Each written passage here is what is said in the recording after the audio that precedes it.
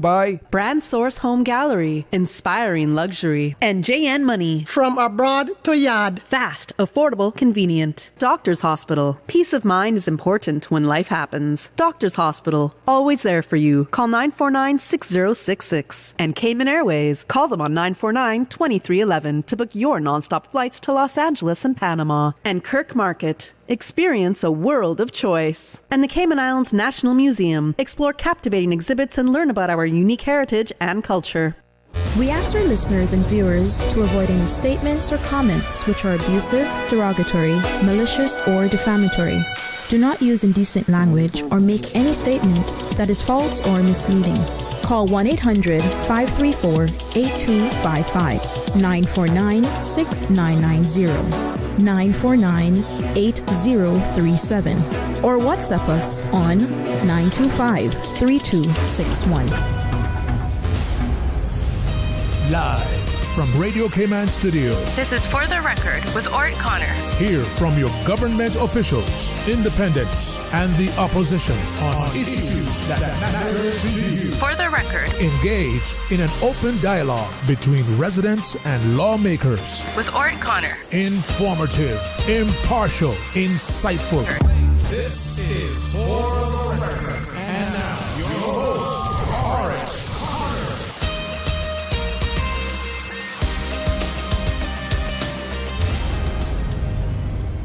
Good morning, good morning, good morning, O land of soft, fresh breezes and verdant trees. So fair. Today is Friday, the 11th day of April 2025, right here in the beautiful Cayman Islands. We do hope and we trust that everyone had a restful, peaceful, enjoyable evening. Those of you who are on our roads, whether you're a pedestrian, a cyclist, or if you're operating any type of motorized vehicle, we urge you to please be extremely cautious. Ensure that you observe the rules of the road. Remember, the life you save may just be your own. For those of you who are celebrating a birthday today, we want to wish you a happy birthday. Or if you've celebrated one over the past few days, a belated happy birthday. And to remind you that, For the Record, birthday shoutouts brought to you by Coca-Cola, who are proud to support your birthday shoutouts. Coca-Cola, available across the Cayman Islands from Tortuga wholesalers. You should accept no substitutes. Taste the feeling with Coca-Cola. And also by Yum. Those of you who have lost loved ones, again, we want to extend our sincere condolences to you. We hope and we trust that your faith will help to carry you through these extremely challenging times, and that the memories of your loved ones will be a blessing.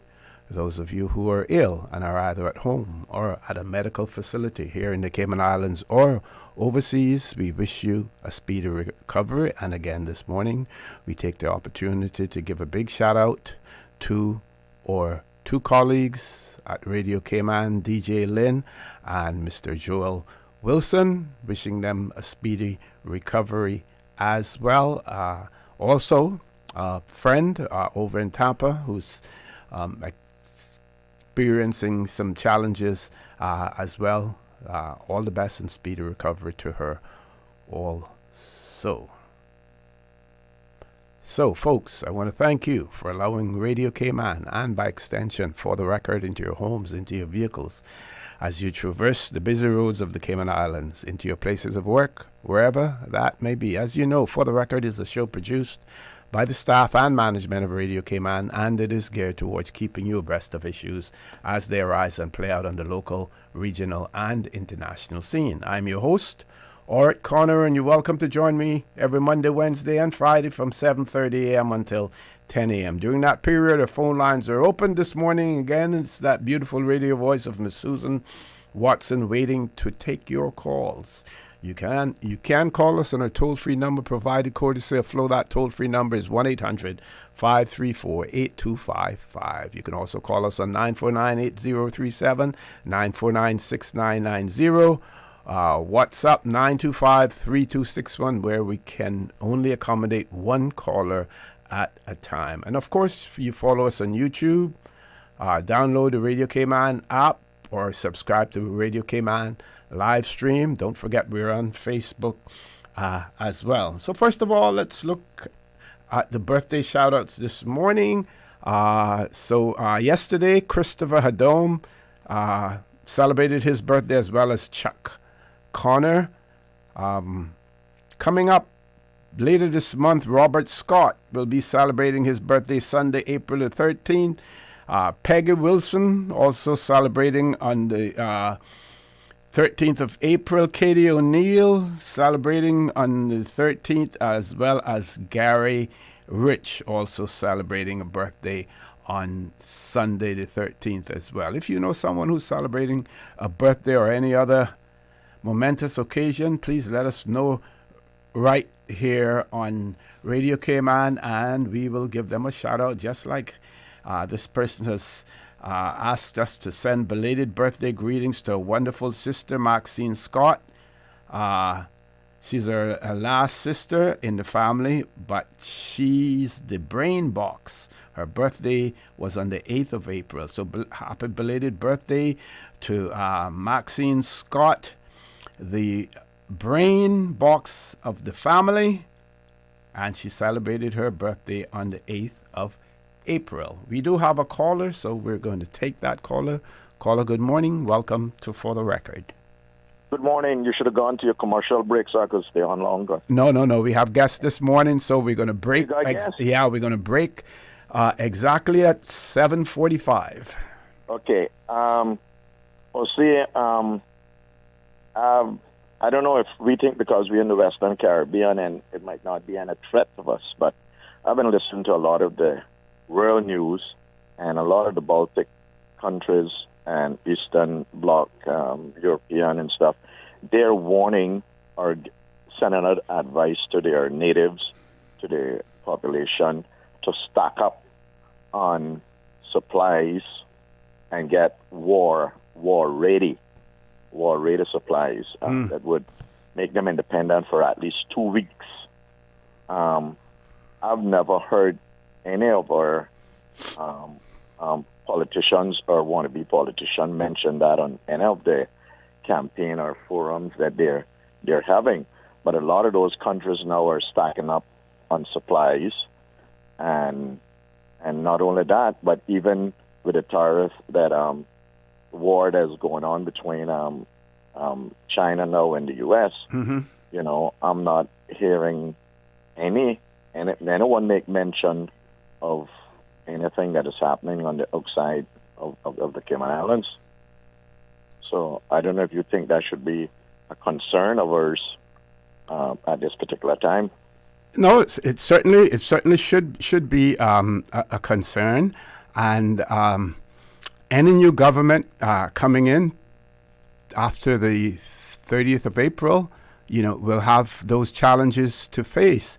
What is going to be important, though, is how you do it, because while it is concerning and it is serious, you don't want to alarm people as well. You simply don't want to alarm people.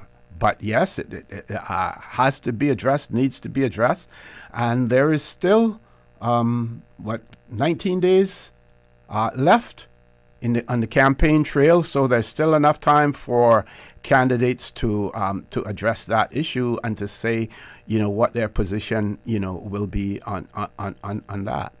And of course, government only has so much control because everything, in terms of commerce, to a certain extent, is run by the private sector. And the question is, what are they doing? Chamber of Commerce has the largest membership of persons who are engaged in commerce and industry here in the Cayman Islands. I believe that their forums are over now, but maybe we could have focused more on what was occurring, in the financial markets and as far as world trade is concerned. Yeah. Yeah. Well, I was thinking ahead because also how crazy we get during the hurricane season, especially if we see a little black cloud up to the east. How crazy we get, and so between the the crisis that is happening and hurricane season coming up, I think we're up for some real challenging times. So I was just getting a little, I was thinking ahead, that we should also try to stack up or try to import or do whatever we can do before the crisis really hit. At least we'll have a couple of months supply of whatever goods we need on the island. Even if government got to step in and bring in some containers of goods and have them on standby, because if a disaster hit, then everybody, especially in the Caribbean, everybody then is scrambling to get supplies and almost first come first serve kind of. And some countries don't want to export anything, especially if they are also being threatened with a disaster. Well, don't forget also, that we're approaching hurricane season in another 2-3 months. So again, and we have heard companies like Progressive make statements in the past that they, are usually fully stocked during this time of the year. So again, I believe that we probably are way ahead of the game because we have to prepare for hurricane season as well. Well, OC experience from the past experience, as you probably enter the stores during the rush. Some shelves go really, really, really empty. Sometimes there are not a lot of stuff. So because remember now, we're not the little Cayman Islands population that we used to have before. There are more people here than we even know. Yeah. So, but even last year, they gave those assurance. I believe we're okay. Well, I hope we'll be okay because with other things, not just hurricane season, we're talking about now. We're talking about other disaster that is looming in the distance, and like I say, the U.S. and places like that not gonna be exporting a lot of things. They got to keep that for their own use, in my opinion. So I think we need to be ready. The disaster group that always say that they're ready, and like you say, the Chamber of Commerce. But I guess they only worried about the profit margin. We'll be worried about anything else. So that's something we need to look into. Okay. All right, so I'm going to let you go. Yes, and just to let you know who we're going to be having in the studio with us later on this morning. As soon as we come off of this chat with you, we're going to have Mr. Jordan Rivers, Miss Dawn Thomas, Mr. Heyman Rankin, and Miss Jeeva Richards from the Cayman Islands National Party. They will be in the studio with us from about 7:45 until 9 o'clock this morning. So, stay tuned. When we return, we will have those candidates in the studio. For the record, we'll be back shortly. Folks, please stay tuned. The Cayman Islands boasts of a long, colorful, and rich history. In tribute to our roots, Radio Cayman, the voice of the Cayman Islands, is pleased to bring you the Historical Vignette Series, brought to you by Rotary Central. For more than 110 years, Rotary members have used their passion, energy, and intelligence to take action on sustainable projects. The Cayman Islands, He hath founded it upon the seas. Thomas Abraham Ebanks, 1882 through 1964. Mr. Abram is regarded as one of the patriarchs of West Bay. He started his life as a seaman and was miraculously saved during a storm that hit the Cayman Islands. Later in his seafaring career, he captained a mail boat which plied between Fort Myers and Okeechobee, Florida. Mr. Abram also pioneered the captive rearing of green turtles in Newtown or Governor Sound. Later in life, he started a small store. To augment his income, he became the collector of taxes in West Bay. When the government discontinued the discharge of cargo at West Bay, Mr. Abram was made the assistant warehouse keeper in Georgetown. His greatest contribution to the district was as an elder of the West Bay Presbyterian Church. Over the years, he influenced many young people to follow the straight path by his sermonettes and by his own example.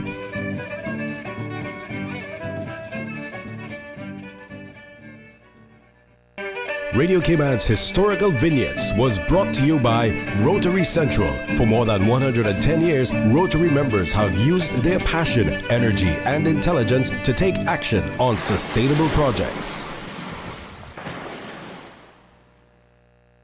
Since 1993, Rotary Central has worked diligently each year to provide quality bus shelters to our community.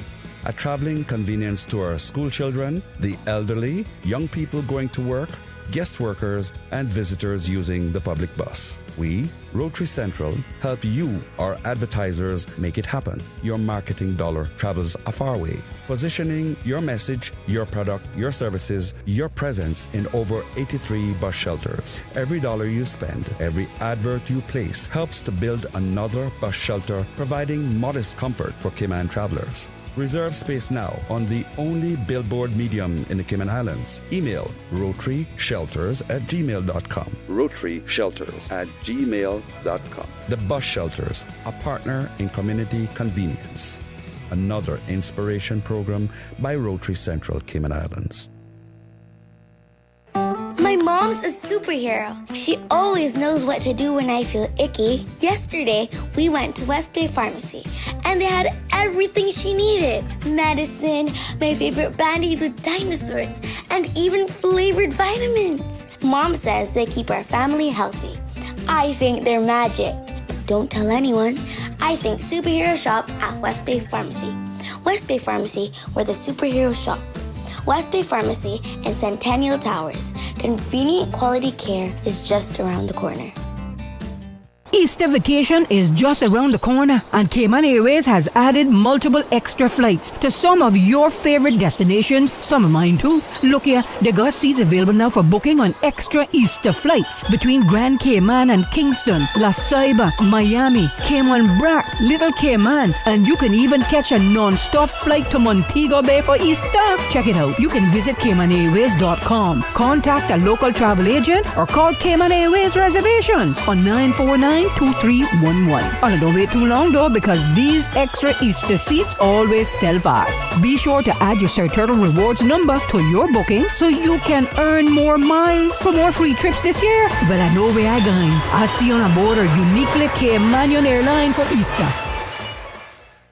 Can you imagine your home completely organized? At Brand Source Custom Closets, we can. We specialize in designing and building custom closets and storage units for any room in your home, including the garage. With tailored designs and custom LED lighting solutions to fit your lifestyle and budget. Our custom closets expert is committed to enhancing the value of your home with a solution that is uniquely yours. Visit our showroom or call 623-6774 to schedule a no-obligation appointment with our design expert. Brand Source Custom Closets, 209 Dorsey Drive, Industrial Park. Looking for fresh, healthy food that's full of flavor?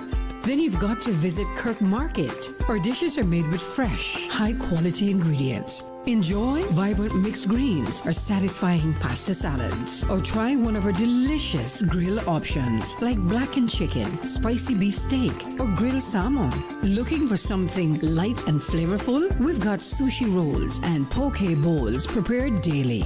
And don't forget to explore a hot bar or Billy Fresh salad at the salad bar. Stop by Kirk Market today for breakfast, lunch, or dinner and taste the difference. Eat well, live well with Kirk Market.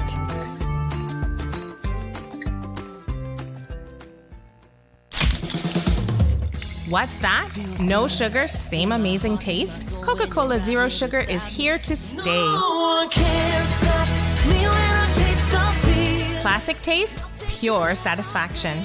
Be sure to stop into any Tortuga location and get your own case of Coke Zero. Or grab an ice-cold one straight from the cooler. Brought to you by Tortuga Distributors Limited. Coca-Cola, taste the feeling, Cayman. Hey Cayman parents, we get it. You're underslept, over-trafficked. You can barely find your sanity in the morning because you're still trying to find your kids' shoes and lunch boxes. Let Yum take some of the stress away. Every day, over 3,000 students enjoy delicious, nutritious meals from Yum. Over 5 million lunches served and counting. Private school parents? Browse the Yum Cayman app and order up to a month in advance or last minute by 12 a.m. the night before. Government school students? Just drop by the Yum canteen. No pre-orders needed. Yum can't help you find your sanity, but we can sure make your mornings just a bit easier. Check out daily menus at myschoolpos.com or visit yumcayman.ky to learn more. The following is a paid political broadcast. The views, information, or opinions expressed in this forum are solely those of the participants of this event and do not represent the views of the management and staff of Radio Cayman. Good morning and welcome back to For the Record. I'm your host, Orrett Conner, and it's my pleasure to have in the studio with me this morning Miss Dawn Thomas, who's a candidate seeking to represent the constituency of Red Bay in our parliament in the upcoming April 30th general election. And also with us, Miss Jeeva Richards. I think I said that before, yes, too. You did. Miss Jeeva Richards, who's seeking to represent the district of East End. We will be joined later by Mr. Jordan Rivers and Mr. Heyman Rankin as well. Folks, I know that your images have been all over the place on the roadways and social media platforms.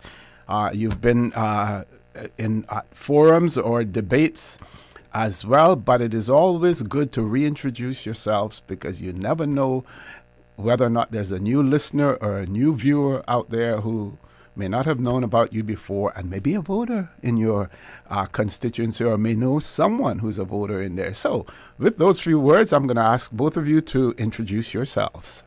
No, you go first. All right. Good morning, Mr. Conner, and good morning to the wider listening Cayman public. So my name is Jeeva Richards. I am the candidate running for the Cayman Islands National Party in the upcoming election on April 30th. Now, for me, I am an East Ender at heart. I was born, raised, and have lived all my life in East End.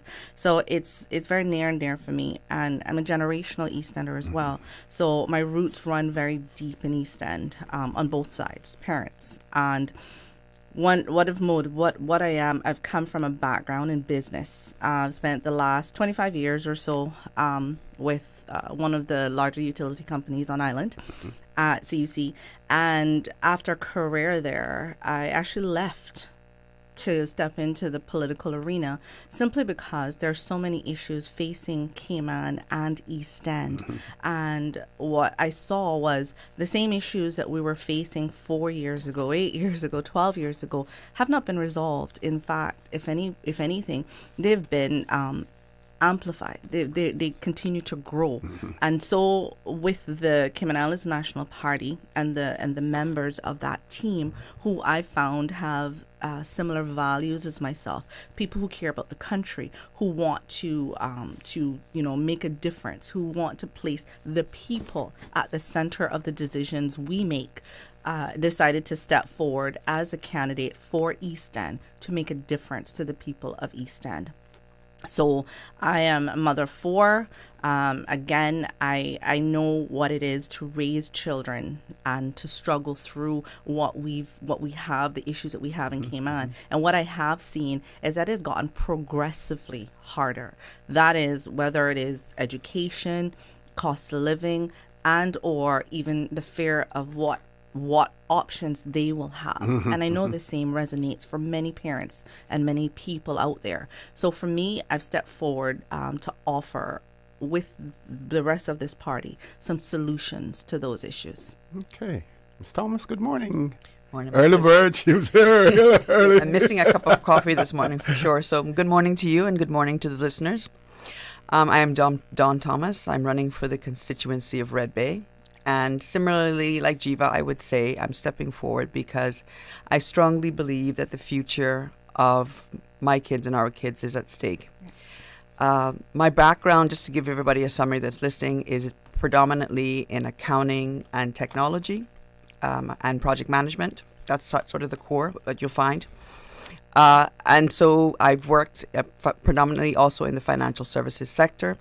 But in the last couple of years, 7 years or so, I've also consulted for a number of other sectors. So insurance companies, retail and distribution, even some construction companies, security, those types of firms. So I've offered my experience and expertise to sort of other companies over the last couple of years.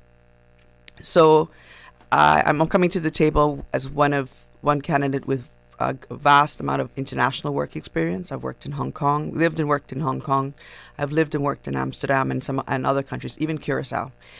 So that I'm bringing my international work experience, and I've managed multi-million-dollar budgets coming to the table. So my experience is vast. But the reason I am running is I'm going back to the core of that, which is my children and the children's futures. Because where I have managed to accomplish and had the opportunities, my daughter, I have two kids, one 13, one 23, and my 23-year-old right now, when I was in her shoes, I could see the opportunities that I had in this country. Hard work, and it will pay off. Mm-hmm. Unfortunately, it's sad to say, I cannot see her having the same opportunities as me, even though she has the same education. She will not have the same experience and not be able to achieve the same. And I say this for myself because it resonates with a number of the people I've met within the Red Bay area as I'm canvassing. They also too are having the same concerns about not themselves, but their children and their children's future. So people ask me, well, why are you stepping into this race? I'm stepping in because I care. That's one. Two, I'm in a position of my life where I think I have the time to put into it and give my full commitment. So the other question normally comes up is why Red Bay? Even though I've lived in most of my adult life, I've lived in Savannah. I've lived there 18, 19 years. But I moved into Red Bay. And to be honest with you, I find Red Bay for me more of home. It has a better sense of community than where I lived in Savannah. Mm-hmm. And I've just, naturally settled in. And I think also during when the COVID experience happened and everybody was out walking about, that sense of community kind of struck me at the heart. So I'm very, very committed to Red Bay and the constituencies. And as Jeeva said, I'm with the Cayman Islands National Party because we are a group of people that have stepped forward with similar like minds, similar values, but definitely here to tackle things that haven't been tackled systematically over the last couple of years. Whether we're in a budget, a surplus, or a deficit, we've never addressed the core issues that the listeners are facing, the country is facing, and we're here to do something about that. Okay. Let's talk about what you're hearing on the campaign trail and some of those core issues that you mentioned just now. What are some of those that you would like to see some implementation, something done on day one if your party is successful and if you are successful as well? I know. Yeah. Okay, we'll talk. So the number one thing that's shocked me in even walking the constituency of Red Bay is the number of unemployed. That's it. That is it. I am shocked. Yes. I didn't expect people to be home. And we're not just talking about kids who have recently come back from colleges with master's degrees that are struggling to find employment. I found at least 3 or 4 of them just in my canvassing, kids at that age that have repeated. We're also talking about people that have been employed for 2 years. And this is a 31-year-old accountant, home unemployed, multiple applications, no response. I've got seasoned corporate people, admin people that are home. I've got a number of educated adults home unemployed in Red Bay, and I think that is the biggest concern for me. So I'm going to echo that, Mr. Conner, because sure. That is in fact what I have been finding consistently in East End. You walk around and the refrain is very simple: I need a job, or my child needs a job, but we can't find a job.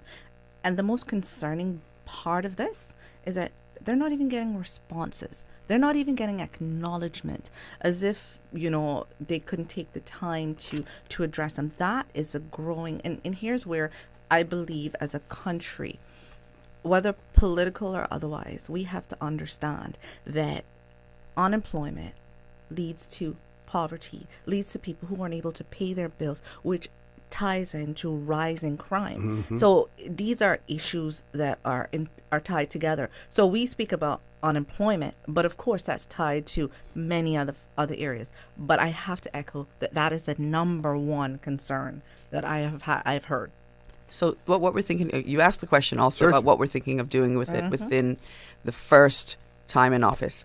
So the Cayman Islands National Party has put together what we consider to be a constituency unemployment register.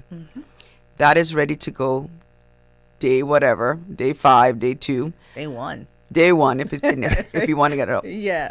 That is ready to go. We are ready to launch that as the Cayman Islands National Party. Each MP elected will have a view of the unemployed in their constituency that enables us to have an idea of how we're going to work to get those people back to work. I've also got people that have retired, whose pension funds have run out, and now they're looking for part-time employment to be able to buy the basics like food in their household.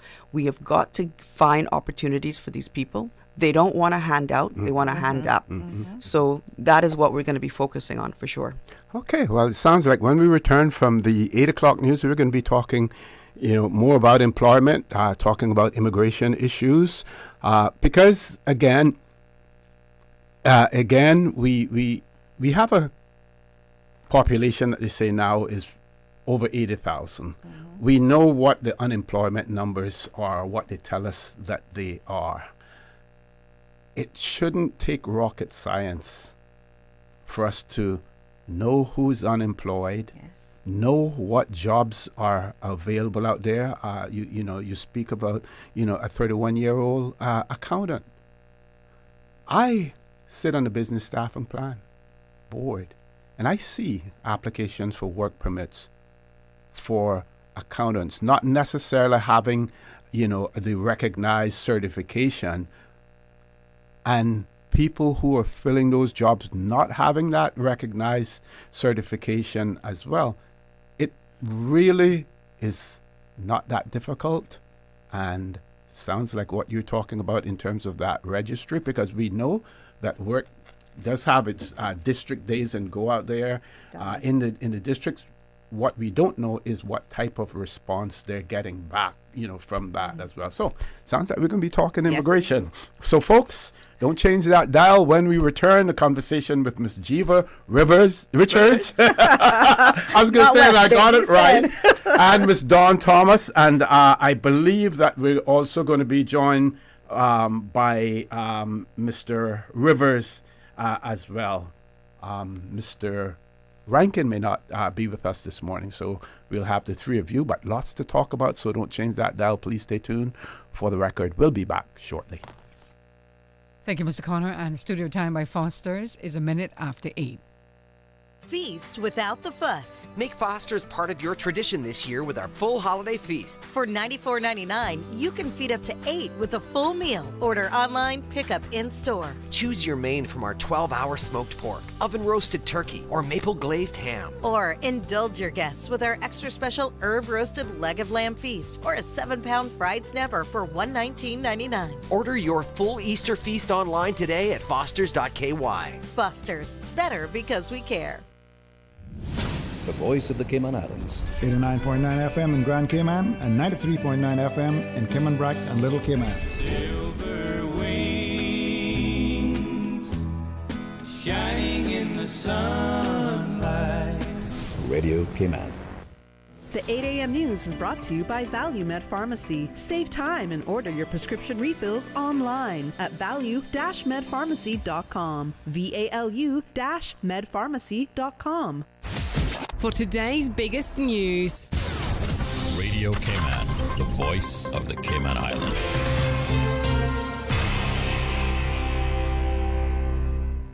With your latest news, I'm Carsley Fuller. Big cash boost for policing. During Cabinet's March 20th meeting, Cayman's elected leaders approved several budget items, including supplementary funding to the Office of the Commissioner of Police to the tune of $7.7 million. The increases were spread across the line items: crime prevention and protection services, crime investigation and criminal justice services, and finally, policy advice, administrative, and support services. In addition, Cabinet greenlit the shifting of $250,000 each from the budgets for Cayman Finance and Support for Business Services, moving it to the budget Children and Family Services support. The last money matter was the approval to pull $600,000 in an equity injection to the Ministry of District Administration and Lands, reallocating it instead to the Sister Islands Affordable Housing Program. Another approval was the assignment of 173,000 square feet of Crown land for the development of the Cayman Islands Aquatic Center, transferred as an asset to the Ministry of Sports. At this meeting, Cabinet also approved the issuance of drafting instructions to amend education regulations. You can find the full minutes online at gov.ky. The debate over whether the Cayman Islands should develop cruise berthing infrastructure is heating up. CPR Cayman, represented by Shirley Rolston and Dr. Katrina Dern, firmly oppose the referendum question that will appear on the April 30th ballot. We've expressed concerns about how vague the question is. Best practice for referendum questions is to have a very specific proposal that you are putting out to the public and providing them with the public with all the information that is available. Tourism operator Shirley Rolston worries that could also open the door to unchecked development across all 3 islands. It says, should the Cayman Islands develop cruise berthing infrastructure? That includes the 3 islands. It's not specific to any one island or any part of any island. Environmental concerns are also at the forefront, with Dr. Dern highlighting the detrimental impact a cruise berthing facility could have, including the destruction of coral reefs and the alteration of water clarity in Georgetown Harbor. Ms. Rolston believes the country doesn't need a berthing facility. Instead, it should focus on how it's managing its tourism product. We have everything we need here for people in the tourist industry to survive and thrive. We're just not managing it properly. We are not doing what we need to do as a country to make the Caymanian experience what it used to be. CPR also argues that the country can't afford the project, with other pressing infrastructure needs that should take priority. The issue is a topical one as voters head to the polls on April 30th, where they will face 3 referendum questions, including should the Cayman Islands develop cruise berthing infrastructure. Camping is a meaningful Caymanian tradition, especially during Easter. And as Easter approaches, government reminds the public that camping on public beaches is legal without a permit for the holiday. That being said, Acting Chief Officer William Welcome tells Radio Cayman campers should take personal responsibility by keeping sites clean and being respectful of others. Sites operate on a first-come, first-served basis, and cabanas are not allowed to be used for camping purposes. Pets are allowed to be there, but they must be kept, quote, under control and not be allowed to chase wildlife or disturb others. Finally, campers should leave the sites, quote, tidy and free of garbage throughout their stay and after packing up. And if you want to light a bonfire, well, you do need a permit for that or risk a $1,000 fine. For more info, you can head to gov.ky/camping. Now with a check of international news, here's the BBC, which takes us out of the newscast. I'm Karsley Fuller. BBC News with Moira Alderson. At a meeting of Ukraine's allies in Brussels, the German defence minister has said peace is out of reach because of Russia's continued aggression. Boris Pistorius announced extra military support for Ukraine from Germany, including air defence systems and battle tanks. China has raised tariffs on US goods to 125%, deepening the trade war between the world's biggest economies. The new rate will come into effect on Saturday. Meanwhile, the dollar has fallen on global money markets as uncertainty over Donald Trump's trade policy continues to unsettle investors. The United Nations has warned that the cumulative impact of Israel's actions in the Gaza Strip threaten the survival of Palestinians as a group in the territory. The organisation's Human Rights Office said its warning was based on the high levels of death, destruction and displacement. BBC News.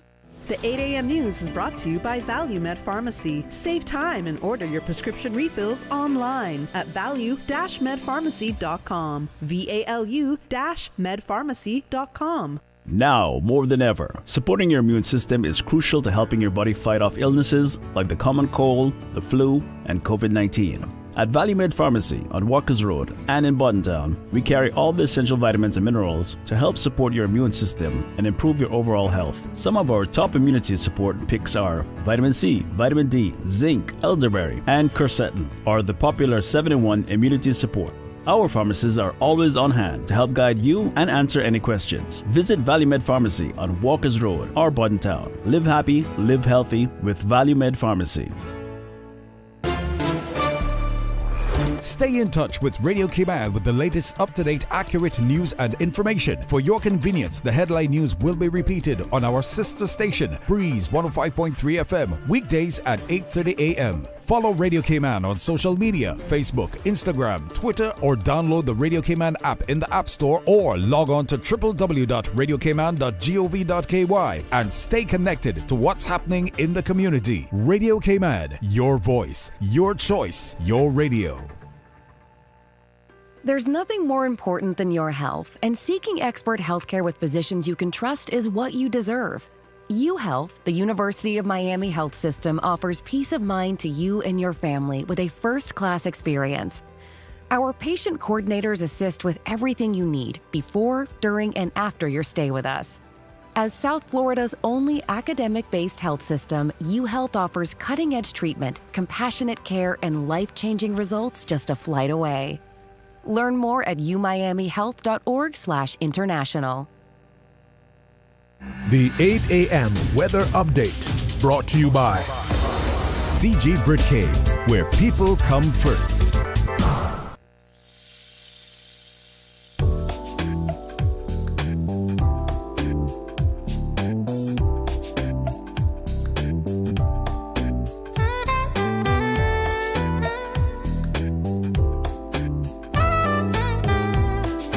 Pleasant good morning. Let's take a look at the latest weather report.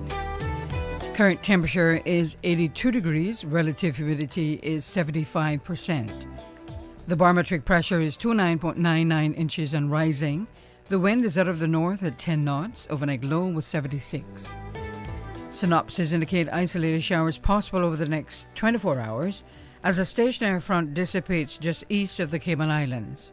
Moderate winds and seas are expected as the pressure gradient increases across the area. Radar images show scattered showers southeast of the Cayman Islands moving towards the southeast.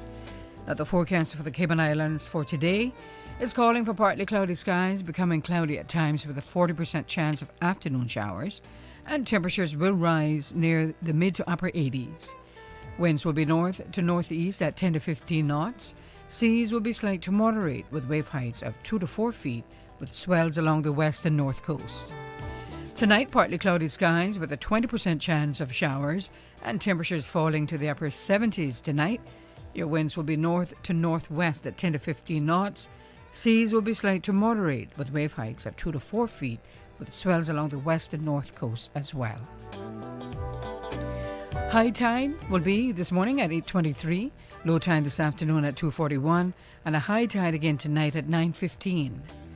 The sun will set this evening at 6:41 and will rise tomorrow morning at 11 minutes past 6. And the outlook is calling for continued moderate to fresh winds and seas through Monday morning as a high-pressure system builds behind the cold front. And that's the very latest on your weather report.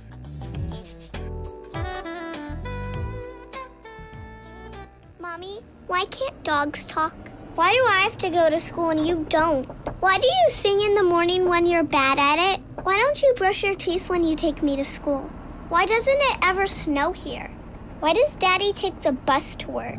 Why are trees so tall? Why don't you tell me where babies come from? Mommy, Mommy, Mommy! We're like a kid that doesn't ask a million questions before noon. CG Britcay. Good like that. The 8 a.m. weather update brought to you by CG Britcay, where people come first. The new KFC nuggets have arrived. That unlike the no-gets. Ours are handmade using 100% white meat, unlike the no-gets.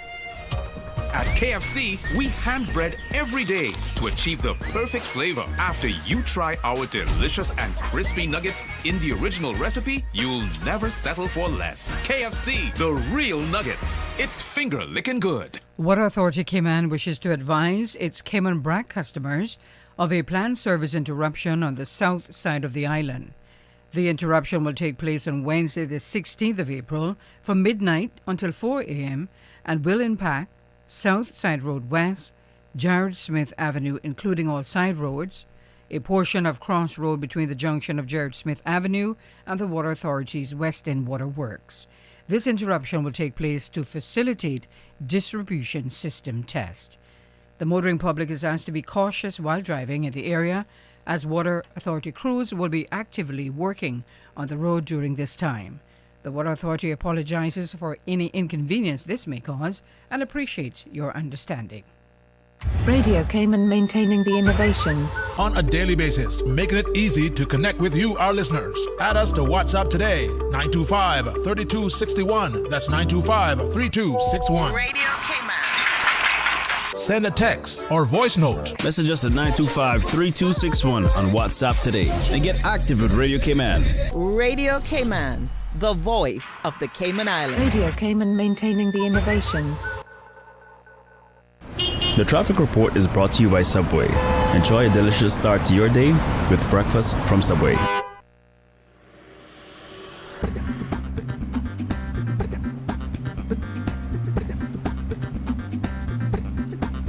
Good morning again. Let's take a look this time at what's happening on the roads. On the Linford Pearson Highway, traffic is steady and steady traffic coming off of Bobby Thompson Way, as well as Agnes Way. Slight delays expected. Edward Street in downtown Georgetown looking pretty good. Into Georgetown on Shedden Road, moderate flow of traffic. From the West Bay, a four-way stop flowing nicely. Godfrey Nixon Way and Eastern Avenue, traffic is flowing at a good pace in both directions. Coming off of the Esther Tibbetts Highway, steady traffic. Continuing on to North Sound Road, moderate flow of traffic in the Industrial Park area. And that's what's happening on your roads. Join us again at about 10 minutes past 12. We'll give you another look at traffic. Have a good morning and drive safe. Feeding a crowd? Subway Catering makes it easy. Choose from freshly made sub and wrap platters in 2 sizes, or go for individual boxed meals, complete with a 6-inch sub, cookie, and chips. Perfect for groups of 15 or more. And don't forget dessert. Our freshly baked cookie platters come in 2 sizes, so there's always enough to go around. Visit www.subway.ky to view our catering menu. You can call or email us to place your order. Then choose to pick up in-store or get hassle-free delivery. However you cater, we've got the fresh flavors everyone loves. Subway. Eat fresh. Cater with ease. The traffic report is brought to you by Subway. Enjoy a delicious start to your day with breakfast from Subway. It's back. It's crispy. It's delicious. St. Ignatius Youth Ministry presents Friday Fish Fry Nights. 6 weeks of flavor. March 14th, 21st, 28th, April 4th, and 11th. Serving from 5 p.m. to 7:30 p.m. at the St. Ignatius School Canteen. Dine in or take out. The menu includes fried or baked snapper, $17. Mahi-mahi, $15. Served with fries or rice, coleslaw, escovitch, fritters, and more. Drinks, just $1. Free desserts while they last. Eat good. Do good. Every bite supports our youth ministry trip to the Steubenville High School Youth Conference in Orlando, Florida this summer. Come hungry. Leave happy. See you there.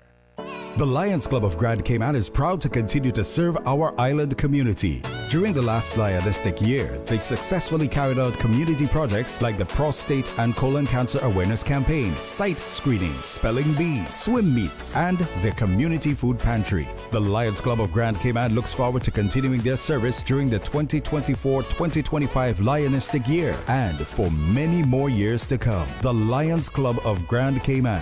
Where there's a need, there's a lion, serving the community for over 50 years.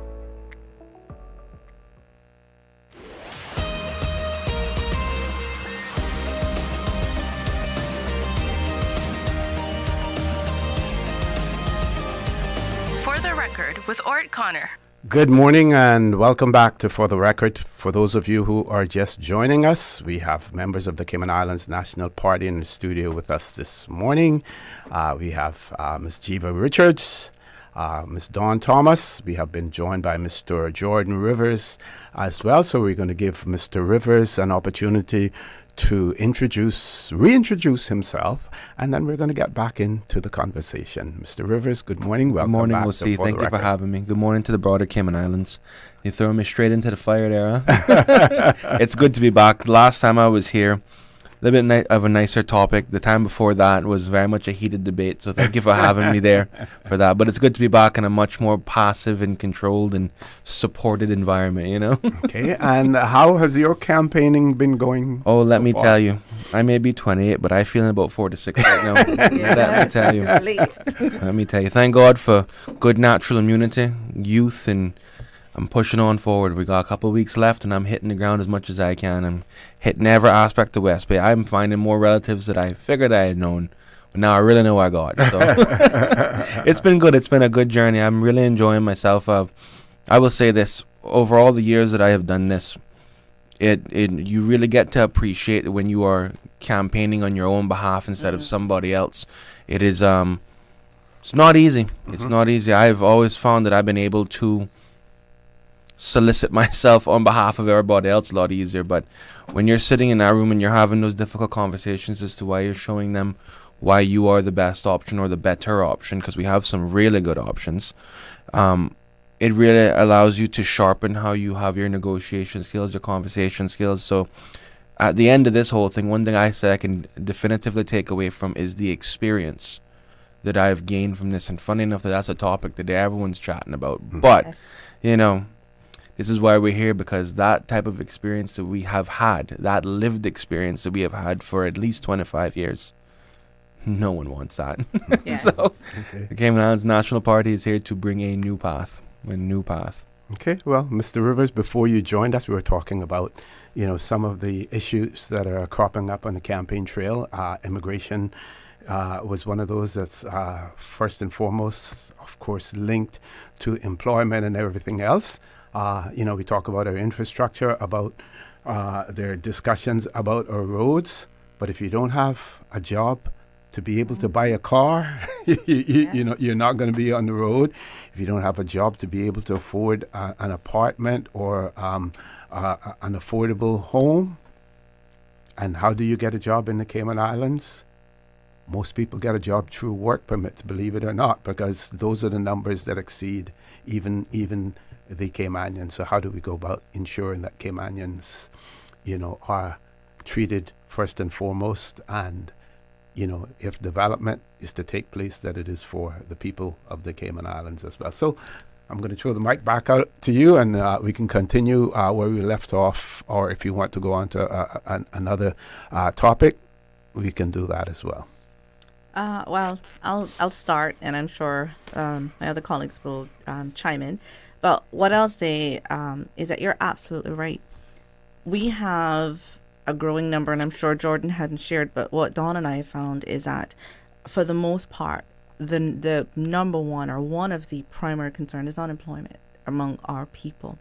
And of course, that is tied to immigration to a certain extent. As you've just noted, we're approaching 38,000 work permits, and we have somewhere between 1,500 and maybe 2,000 Caymanians, if we're estimating, that are out of job, perhaps seeking jobs. What we are seeking to do, our contention is that every Caymanian that is capable, willing, and actively looking for a job should be given the opportunity to be employed. There are work permits that we have, and I want people to understand clearly. The Cayman Islands National Party is not against work permits. We understand that we have a very unique country in the sense that we have an overemployment issue. But that also puts us in a unique position where no Caymanian should be out of a job. Yep. We should absolutely have 100% Cayman employment and then work permits. What we're finding is that we're oversaturated in some areas with work permits. We even have people that are apprentices on work permits. And by definition, that's a role where it's a learning role. It's a growing role. We have young people coming out of university or out of high school that can go into some of these same apprenticeship programs to earn the experience that they need. So our plan is that we should tie educational opportunities to jobs that are available on work permits and or coming up. So those kids that are in university, the scholarship secretariat needs to be speaking to the work permit board to understand who's coming back from university. What are they coming back with in terms of qualifications? What jobs are currently issued on work permits, and tie that. And as we were talking earlier, the business staffing plan actually provides for that for larger companies. In fact, it requires that for larger companies. So what we're saying is enforcement of the areas that are not being enforced, and improving technology so there's communication across platforms, and ensuring that our Caymanians are provided the opportunities first. Okay, Ms. Thomas? Yeah, so I think with Jeeva saying so much about it, I think everything is intricate, everything is tied together. That is clear. And going back, the unemployment is definitely tied to an immigration issue. They are linked, and that is the outcome. What the disappointment that our people are facing, sometimes they're not even continue on to look jobs, but the rejection rate is something that I would like to study. I need work to start tracking. I need work to implement it. If a Caymanian can prove that they've applied 15 times, 30 times, 200 times, and they can, don't make it complicated, 1 page, 2 page, that's it, and they can show systematically that they've been trying to apply for a job, then we need to have some accountability put in place on the organizations that are rejecting our individuals. We need to create a system where we are tracking this type of stuff, because this behavior can no longer exist in our country. It must stop. Our people need the opportunity to do for their families and provide for themselves. These are not new problems. This is the part that saddens me the most. These are not new. These have been going on, but they have been getting repeatedly worse every year, and we're not doing anything about them. We're not coming up with new ideas. We're not thinking out of the box or how to solve them. All we're doing is diminishing the dignity of our people, and it must stop. This is no longer acceptable. Work a simple registry. How many jobs did you apply for, and where did you apply? And then you have a compliance department, send them out and validate the information and start coming up with a strike system. 3 strikes, you're out. If I can find 3 Caymanians that applied for a job who, in my opinion, or in Work's opinion, is qualified for that job, then the company that rejected the Caymanian should be penalized. It is simple. What we are not doing is there's no stick, there is no enforcement, but at the end of the day, we are diminishing the dignity of our people and their ability to get jobs. This is a simple problem. We need to stop making it really, really complicated. I don't even want to talk about temp permits and permits. Let's put some enforcement in place, and let's expose the companies that are doing it, that are giving jobs away to people because they prefer to pay a cheaper labor rate. Let's just start enforcing and making it visible. And then let's stop giving them trade and business licenses and renewing their annual companies. These are things that we can do. We need to expose the companies that are doing it to our people. Plain and simple. Okay, and for those who are just joining us, if you could talk again about the constituency register that you are developing and that you will, have in place, and then what are your plans to do? What do you plan on doing with that registry? Will you then share that with Work? Another question, will you look at how Work and the work permit process currently is run, to see what changes can be implemented to make it more efficient and make it more Caymanian friendly? Absolutely. I'm just third wheeling on this date right now. Honest to God. I mean, Jordan, take it away. I guess I'll take over from here. Sure. This is what I love about the Cayman Islands National Party, right? We've got vision, we've got technical, we've got enforcement. We have an entirely diverse, not only in age, but different experiences from across all sectors of the private sector. And the thing is that a lot of the people in our team have actually been consultants to government, so they have that political experience as well too when it comes to guiding government. So it's just amazing to see. But I'm gonna pick on Dawn for a second here. You kind of stole my thunder there a little bit with that enforcement arm. We gotta show that the next generation really coming hot and heavy. But this is the thing with this, is that enforcement's a very key aspect for this. We can talk about having all these beautiful laws written on paper, but it becomes exactly that. Laws on paper if there is no enforcement, and that is what Cayman lacks in the long run of this.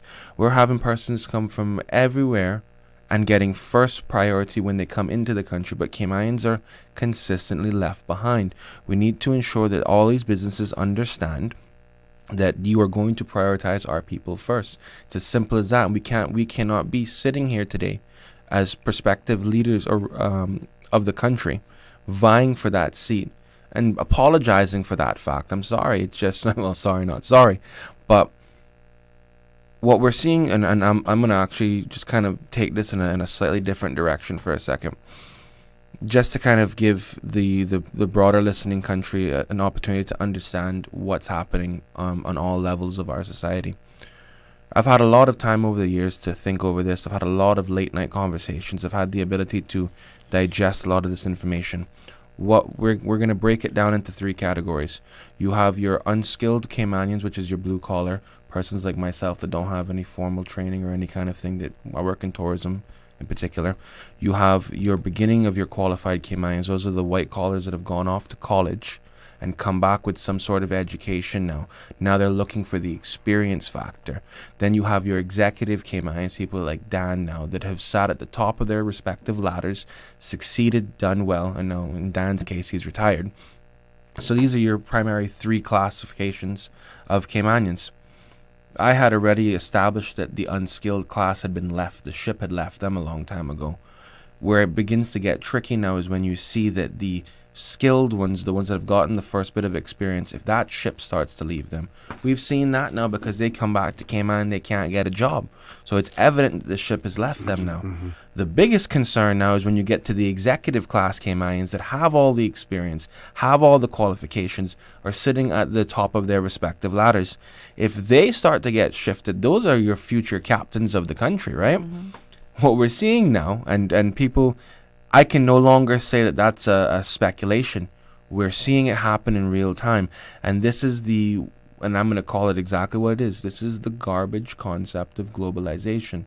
That's fine. Cayman may play on an international field, but we are still only a 76 mile long country and a couple other smaller islands as well.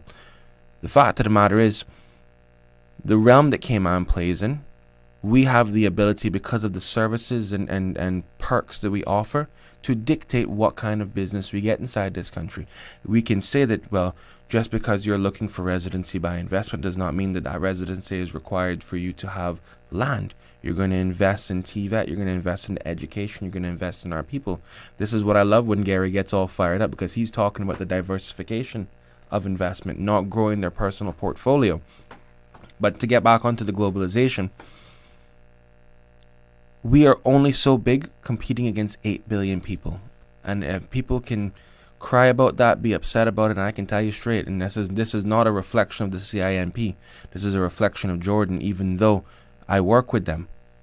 I will tell you right now here today, the PPM has caused that. It's as simple as that. When we're talking about wanting to be able to compete on a global front, right here at home, that does not scream success to me. That screams that you are bringing the world to our doorstep and telling us to figure it out when they have a lot more money and a lot more access to anything compared to us. We are seeing now that because of that train of thinking, with globalization, capable, competent Caymanians at high levels are being kicked out, saying that, well, we're a global entity. We don't need to headquarter ourselves in the Cayman Islands. I can do this out of Ireland, I can do this out of Hong Kong. So they're taking those jobs that Caymanians had here and pushing it over there and putting them on garden leave. I've seen this happen time and time again now. So the fact of the matter is that you have to question yourself, who is captaining the ship now? Because only Caymanians can captain that ship. And we are being pushed out of every sector of our economy. It's time now that we get something like a Caymanian Protection Board reinstated in this country, and showing that if you have done the work, whether that is in tertiary education or through technical vocational studies, you are going to have a place, because we should not be seeing 5%. We should not be seeing a 5% unemployment rate in this country for Caymanians. Work permits are supposed to be supplementary. And I get it. We won't be able to fill every role, but we can make sure that we have as little unemployment in the country domestically as possible, and letting those entities that come here understand just that much. You will employ our people. They will have success in this country, and everything will be honky-dory after that. Yeah. Okay, we have to go to a commercial break, folks. Please stay tuned. For the record, we'll be back shortly.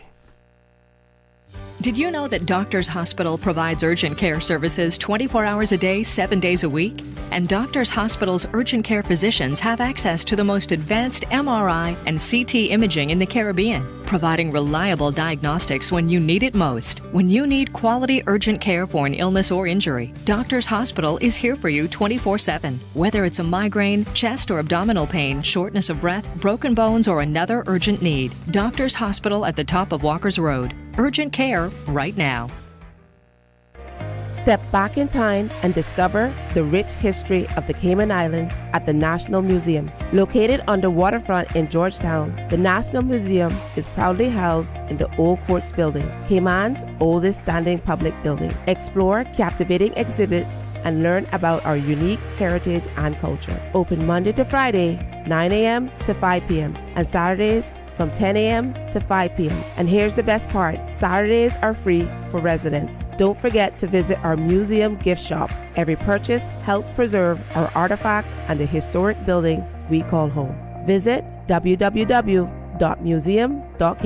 for more information. Looking for fresh, healthy food that's full of flavor?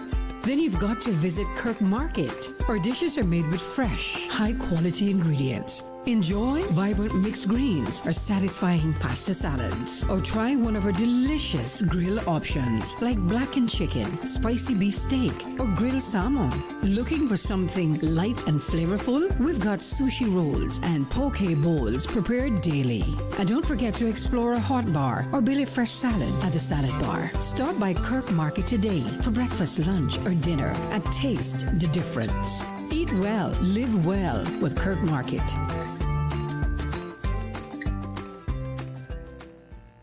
At Kirk's Home Center, we can make your life much better. We got it all together. We got a great deal in store for you. From cookware to stereos, from power tools to plumbing supplies. Yeah, we got the best goods with the best price and a service to make you smile. Kirk's Home Center, we got a great deal in store for you.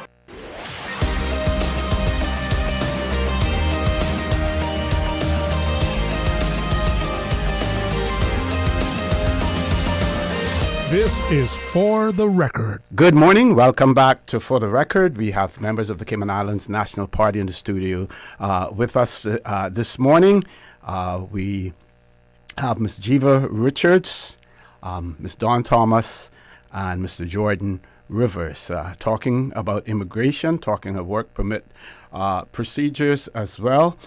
And during the course of our discussion, I'm not sure how many of you realize that, you know that we do have an appeals process for work permits. There's a tribunal that has been established for that. But the law states in terms of those persons and stipulates who can appeal. A person who is aggrieved by a decision made by one of those boards. So if it's a work permit board or the business staffing plan board, the aggrieved persons are the applicant, either employer or employee. Provisions, where are the provisions for the Caymanian who may have applied for the position, was not considered, was not successful, but believe that they qualify for it? They have no say in the process whatsoever. The only advocate that they have for them are the boards when looking at applications, because the individual companies are required to say whether or not they received any applications from Caymanians. They're supposed to provide the reasons as to why they weren't chosen, even provide interview notes that may have, been compiled during the interview process. But the Caymanian applicant has no one to advocate for them other than the board. There's no process for them to appeal. None. And this is a systemic problem. So we were talking earlier about holding accountability in terms of, Caymanians seeking job opportunities. But we all know that this is the civil servants, this is not a reflection on the people that are employed. I want to make that clear. We're just talking about the process. We're not talking about the people. We need to reform work. We need to look at the loopholes that exist. We need to give our Caymanians more support in the laws. One of the things I talked about earlier was the fact that, if you're applying, we should have a way to flag that and for there to be an investigation. Additionally, a lot of us know, but by the time these job adverts go out, the companies have already selected the individual they want to employ. The work permit process is just something they have to do. And so therein lies with the systemic issues of when the Caymanians are presented, and even if they have all the qualifications, they're automatically going to be dismissed for whatever reason they can think of, because they've already identified the person they want to hire.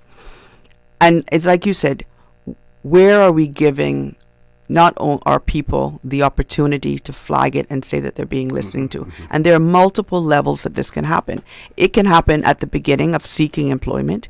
It can happen when they have not, when they think they've been unsuccessful at a job application or an interview where they feel they strongly were suited for the job. We got to make it easier for our people to flag these things. That's the core of it. And all the rules that we put in place around that. And then, like Jeeva said earlier, we're not anti-work permit, but our people must come first. This is their home. This is their livelihood. This is them. Everyone else has to come after, and that is plain and simple. And somewhere along the line, and we've had many years to solve this problem. We've had many committees meet. And every government, and I predominantly being PPM, UPM, or whatever they are, they have been in the longest, and they have not tackled it. And now we are in a position where we are. Our register says 5%, but I beg to differ. From walking my constituency alone in Red Bay, I am telling you the number is higher than that.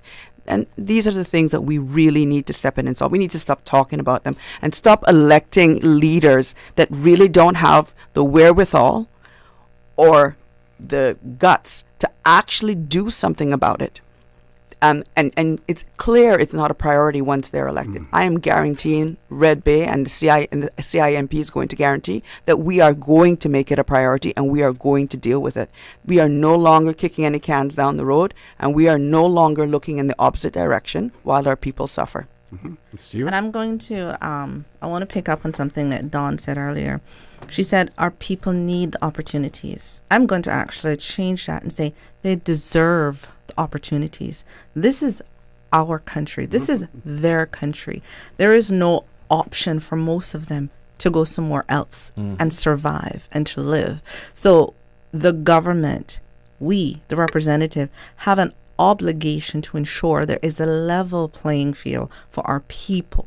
By no means is anyone sitting here saying not to give or to give jobs to people who may not be qualified or capable of doing them.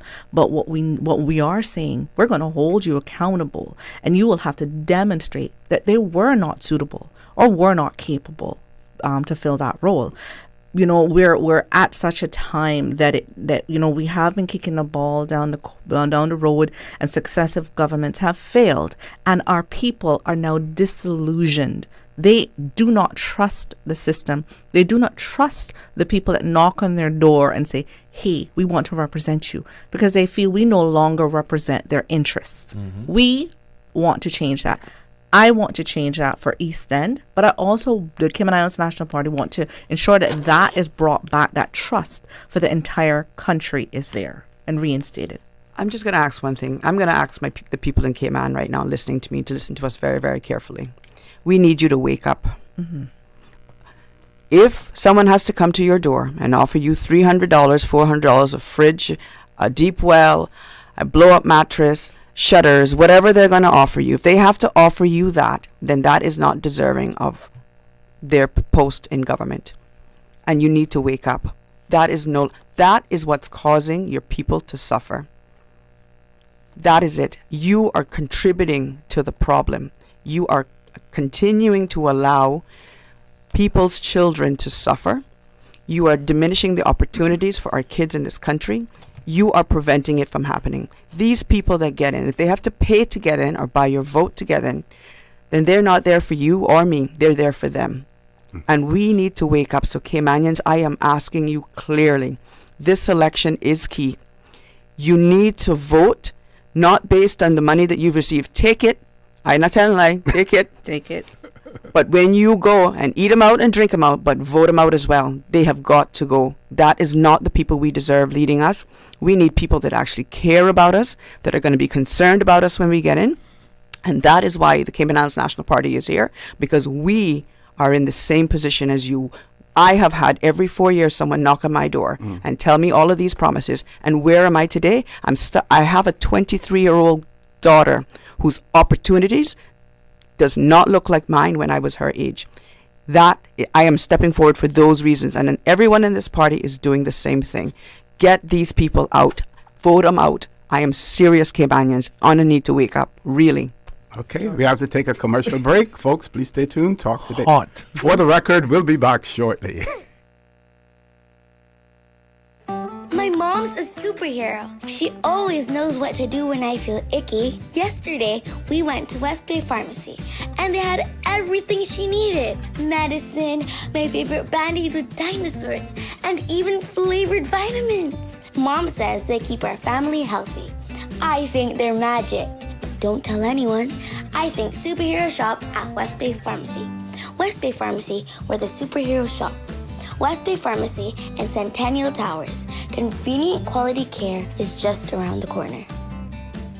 Easter vacation is just around the corner, and Cayman Airways has added multiple extra flights to some of your favorite destinations, some of mine too. Look here, they got seats available now for booking on extra Easter flights between Grand Cayman and Kingston, La Ceiba, Miami, Cayman Brac, Little Cayman, and you can even catch a non-stop flight to Montego Bay for Easter. Check it out. You can visit CaymanAirways.com, contact a local travel agent, or call Cayman Airways Reservations on 949-2311. And don't wait too long though, because these extra Easter seats always sell fast. Be sure to add your Sir Turtle Rewards number to your booking so you can earn more miles for more free trips this year. Well, I know where I going. I'll see you on board a uniquely Caymanian airline for Easter. Your dream home starts with a vision, and often inspiration is at the heart of that vision. Brand Source Home Gallery's in-house designers are here to help bring your vision to life. Whether you're remodeling or building a new home, Brand Source Home Gallery is your one-stop solution.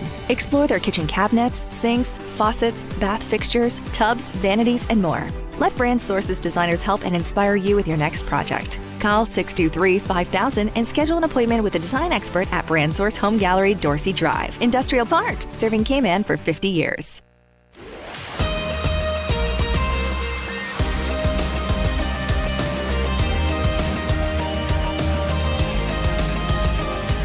For the record, with Orrett Conner.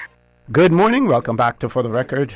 In the studio, we have Miss Jeeva Richards, Miss Dawn Thomas, and Mr. Jordan Rivers, and Miss Jeeva Richards in the studio with us this morning. We're talking mostly immigration, but if there are other topics that they want to go on, we can do that as well. As a matter of fact, one of our listeners sent in a message wanting to know, they said that, good morning, animal protection, please ask candidates, given the alarming rates of animal abuse and neglect in our society, dogs and large farm animals tied up 24/7, exposed to the weather without adequate protection from sun or rain, what concrete steps will you take to strengthen animal protection laws and ensure proper enforcement? Will you support increased funding for animal welfare organizations and those who abuse the animals? Then they give a quote from the 14th Dalai Lama: the greatness of a nation can be judged by the way its animals are treated. I could reword that and say the greatness of a nation can be judged by how it treats its citizens. Yes. As well. So very quickly, yesterday on Talk Today, I spoke about the ability for Parliament to create committees, either of the whole House or select committee comprising certain members. The last one on immigration was in 1997. I'm not sure how many committees were established since then, but that one on immigration was in 1997. You have spoken and identified some things that need to be addressed immediately. But if there are plans to overhaul the whole Immigration Act, would you, if you're elected to Parliament, seek to establish some type of a committee? So each of you are hearing your concerns from your constituencies, but you get an opportunity to hear from everyone. You get an opportunity to hear from the people who Jordan is hearing from, and vice versa. Well, so I'm going to take the animal protection one, and I'll allow Jordan to. So you're going to override the farmer on animal protection? You're the farmer? Go ahead. Oh, absolutely. Diversity in our team. This right here. This is where the East End West Bay rivalry comes from, over cattle. That's right. It's over cattle and farming. Because, as I said it yesterday when I was on the buzz, East End, we are the farmers. You know, we've done it for generations. So it's in our blood. It's who we are. But DNA, yes, absolutely in the DNA. But Jordan is an actual cattle farmer. I'll let you have that statement for now. Okay. Go right ahead. Well, I think it's important to understand this, right? There's a lot of facets of our society in Cayman that are extremely underfunded and undersupported. Okay, we can talk about sports being one of them, but definitely agriculture. This is not no major operation like it is in the States. This is a slightly bigger version of backyard farming. Okay, and the support that farmers get is little to none. This is why we have not been able to grow our product. It takes a lot of painstaking years and a lot of money for these farmers to get something that becomes I hate to put it this way, but I'm going to, a half decent product. Okay, I can tell you just from what, and I'm going to speak from, because I can't speak for East End, but I can speak from what my family has done over the past 20 years, where we have, thankfully, because we deal with horses and that we are in the tourism business, we're able to inject a certain level of capital back into other pet projects that we have, mainly cattle. We have been building our Black Angus breed for about 20 years here now, and because of that now, sorry to tell you, Jeeva, but people come from East End for West Bay cow. Okay? Oh, letting you know. Shots fired. But this is because we've put that work in, and it's been a lot of personal sacrifice. Farming, at the core of it, is a labor of love. It is not a for-profit entity. I only see that profit maybe every 3.5 years when that bull is finally able to go on the block. But guess what? The majority of that money goes right back into the program again, and I may be able to get Christmas for somebody. That's about it. So if we're talking about, and I am in full support of increasing laws for animal protection and ensuring that there is no levels of abuse. So you're not going to see what is perceived as levels of abuse when it comes to livestock, because that is an investment. When we're talking more on the domesticated sides like cats, dogs, that's really where it's at. So we need to have a real serious enforcement and having persons be able to deal with that in the courts. And look, I'm not going to call any names on who's doing what, but the fact of the matter is we are severely lacking in that. When it comes to the agricultural side of things, the simple fact of the matter is, no matter where I'm sitting in this country, going to A.L. Thompson's is expensive. And we're not seeing government actually invest in farmers to ensure that they have some sort of weathered structure. Now, let's be clear. When it comes to, if we're comparing humans to animals, animals are extremely resilient genetically. They don't evolve on the rate at which humans evolve at. So I can tell you, a cow can weather the storm. It really can. A horse can do the same thing. Dogs can do the same thing. But we need to ensure that we're giving these farmers support, that they at least have something during the day. We have done our best, but I can tell you, if it's made of wood, they're eating it down. It's as simple as that. So, and I'm going to throw it back to Jeeva because I know she wants to say something. Oh, yes, I do. So I'm going to take it from the domestic animal perspective, since Jordan Look at that teamwork. Look at that. Since Jordan is addressed to farming and cattle and like. So the caller or the person that sent in wrote the message is not wrong. A country, they said, in their case, is measured by how they treat your animals. And I think for us, it's both. It's how we treat our children, our citizens in general, and our animals. I'm an avid animal lover. I have never met one that I haven't taken home if it was a stray. That's a fact. I've always got animals in my house. And I do feel that we do have laws in place. What we don't have is adequate enforcement. It is a must. It is a must. We must ensure that adequate funding is provided for the support of the committees and or organization, and for the agriculture department. My understanding is, and feel free to correct me, is that there is only one real enforcement officer for agriculture, all right? And in a country that has, I would venture to say, perhaps equal population of animals as we do people, that's just not acceptable. So absolutely, the Cayman Islands National Party would support enforcement and, after evaluation, subsidies to both the agriculture department and or organization. And the animal protection law actually allows for the establishment of that committee, and it has been established. But what I do feel needs to happen is that, the people, they're the experts. They're the ones that are involved in with it. We need to also take on board their feedback as well, because this is ever growing and ever evolving, and we need to make sure that just like how we're taking care of our children and our people, we're taking care of our animals as well.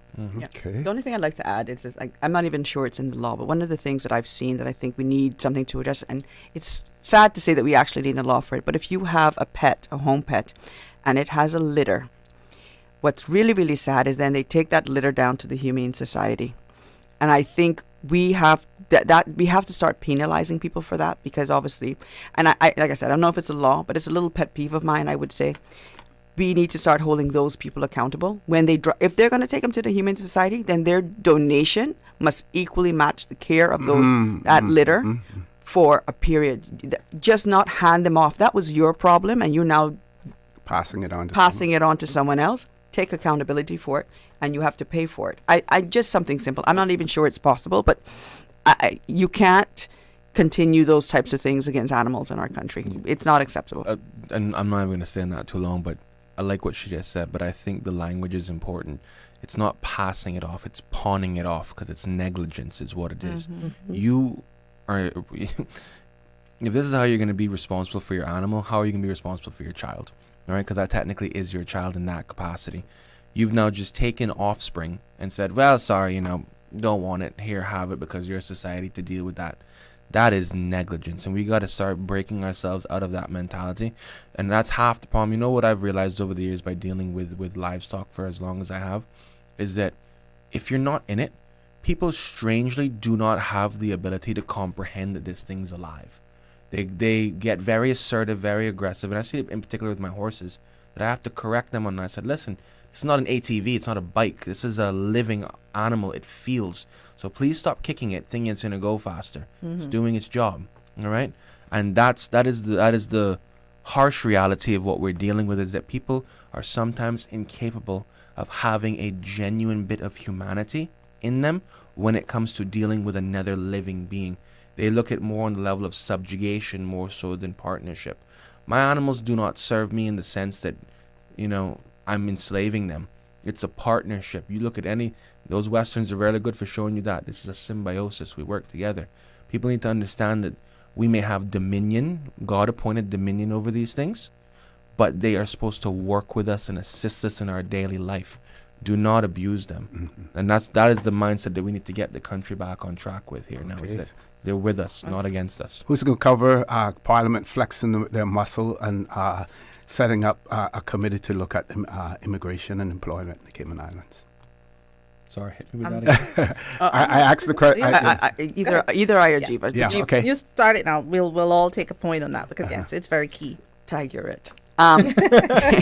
So, like you said, it hadn't been implemented since 1997. It's something that I think that's where we should start. I think small working groups or committees work more effectively. I think what I don't want to see is passing the buck off. And I think since 1997, I think that's what's happened. They've say, oh, well, they're going to form a committee, and then they pass it off. But I think if you're involved in it and you're at the table as a parliamentarian and you have an interest in it and seeing it through, I think the table should be represented equally with people that work in the capacity, that are in the immigration department, that have their own ideas. I think that's another thing that I haven't seen. A lot of the boards haven't actually brought the people that are in the jobs to the table to discuss what they're actually seeing, their thoughts and suggestions. I'd like to see involvement from the from external parties, companies, the different experts at the table that are submitting work permits. I strongly would support some type of, and I think in having small working groups, as we have done, as our team knows, we've had many working groups in our session. They work. So they do. And I think I will add that, I mean, what I do believe needs to be said that may not be known among the general public is that the Cayman Islands National Party has taken a very serious approach to anything we speak about has not been done in isolation and just by observing. We have had, as Dawn said, working group. We have been meeting with the people, the experts, the past, government employees or chief secretaries to understand the issues. We've met with and dissected things like the immigration law and stuff. So we understand the power and the benefit of working committees. So absolutely, that is something that we're arming ourselves with knowledge and of both policy and law, and those from and we believe that would be an approach that we would be willing to take on. Okay, we're going to go to our headline news. When we come back, I want to give you an opportunity for some closing comments and things of that nature. Meanwhile, one of our listeners has written in and said, great group you have in the studio. Core, CIG, and they give a thumbs up to that. Core, CIG is part of the problem. They are hiring people from other countries to jobs that basically need no qualifications over Caymanians. So the enforcement needs to start with the Cayman Islands government. That's what one of our writers has said. With that, folks, we're going to go to headline news. Please stay tuned. For the record, we'll be back immediately after headline news. Since 1976. Covering Grand Cayman, Little Cayman, Cayman right. One small step for man, one giant leap for mankind. Radio Cayman in the Cayman Islands. From Radio Cayman's newsroom, this is Headlines. Local, regional, international news. The Headline News is brought to you by Kirk Market and Health Services Authority. Jurors are starting day 3 of deliberations today as they weigh the case against a couple charged in the 2023 shooting death of Devontae Hernandez. George Orlando Sr. is charged with murder, Bianca Vega with accessory after the fact. Proceedings are expected to continue at 10 a.m. today at the main court building. U.S. markets have opened slightly down following fluctuations in global stocks over President Donald Trump's global tariffs. It comes as China has raised import taxes on U.S. goods to 125% in response to a 145% levy on some of the goods imported to America. President Xi Jinping has called on the European Union to join China in opposing, quote, bullying from the U.S., saying there are, quote, no winners in a tariff war. Trump says the U.S. is doing, quote, really well over our tariff policy and it's, quote, moving along quickly. Meanwhile, the U.S. dollar has fallen to a 3-year low as Deutsche Bank says, quote, the damage has been done. Those are your headlines. I'm Karsley Fuller. Radio Cayman. More news available at www.radiocayman.gov.ky. Check out our social media pages: Facebook, YouTube, X, formerly Twitter, Radio Cayman Headline News.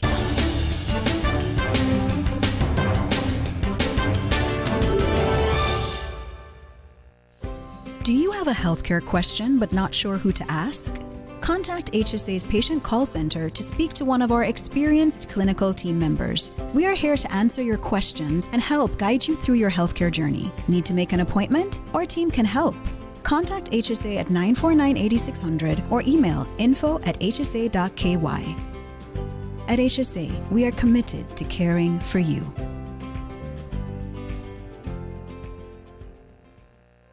Looking for fresh, healthy food that's full of flavor? Then you've got to visit Kirk Market. Our dishes are made with fresh, high-quality ingredients. Enjoy vibrant mixed greens or satisfying pasta salads. Or try one of our delicious grill options like blackened chicken, spicy beef steak, or grilled salmon. Looking for something light and flavorful? We've got sushi rolls and poke bowls prepared daily. And don't forget to explore a hot bar or Billy Fresh salad at the Salad Bar. Stop by Kirk Market today for breakfast, lunch, or dinner and taste the difference. Eat well, live well with Kirk Market.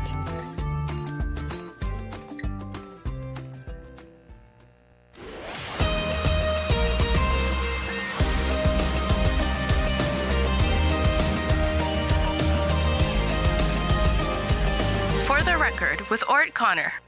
Good morning and welcome back to For the Record in the studio, Ms. Jeeva Richards, Ms. Dawn Thomas, and Mr. Jordan Rivers, all members of the Cayman Islands National Party. We're almost at the end of this interview, but I believe you all will be back this afternoon, as well, and I'll be hosting.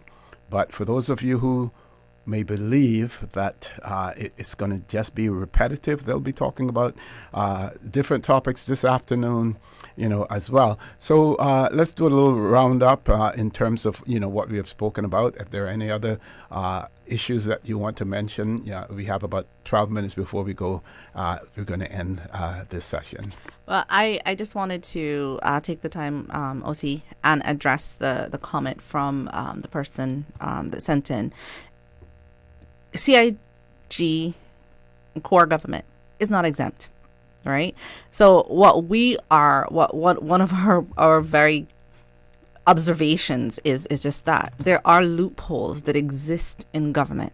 And so what we are saying that across the board, if we set a standard, that standard should be for every organization that employs persons that are not Caymanian. That includes our government, because this is a very key question to ask, and I want us to consider this.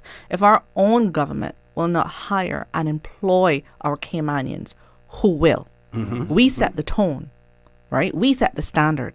And as we were saying earlier, where there are many times that our Caymanians are not acknowledged when they put in an application, the same occurs when applications are submitted to government as well. I had a person just call me last week. They submitted an application in November for a job. Didn't have an acknowledgement at all. Saw a person with a trainee uniform last week. Person is not Caymanian. Right? They didn't even get an acknowledgement. So for us, it is across the board. Standards are for everyone. And what we want, again, is not to exclude anyone, but to ensure that our people and our Caymanians are prioritized. And I want people to understand that past governments have failed. Past representatives have failed. And it is time for change. It is time for new people. And it is time for people who have the country at heart. Okay. Yeah, I'll just echo what she says. We need the government needs to have the same standards as the public as the private sector. They shouldn't have two different rules, two different laws. It needs to be the same. And government needs to be held accountable for that. Because what has happened is the people that are coming here are using the loopholes that are there. So they're going in and they're securing their job, and then they're calling their friend to apply for their job, and then they're influencing the decision of the hire, excluding Caymanians. It's happening now in government, and we see it happening. We need to close that down. And when, I don't know which one on the debate recently said that the government statistics has gone up 60% employees in government and 30% of those are expats. How is that possible? I don't understand. These are things that are known. They feel confident enough to bring it to a table in a debate and share it with the world. But what have they done to address it? We're not talking about statistics anymore, people. We're talking about our people. And this is where it goes inherently wrong. At the end of the day, I think at the end, we are here because we are coming to the table to solve some of these issues, not just talk about them anymore. And I'll just say that. So this is not like I said earlier, this is not a finger pointing exercise. We are stepping forward because we're all here to do the work. We're here to make the hard decisions, and we're here to hold people accountable. Okay, Jordan? I guess I'll take over from there. I'm going to echo their sentiments as well. That is a massive loophole in government, because government is not held to the same hiring practices as the private sector. We had that conversation quite some time ago. And simple fact of the matter is, our people need to come first. We've got to end this show in the sense of that we are prioritizing foreign nationals over our own people.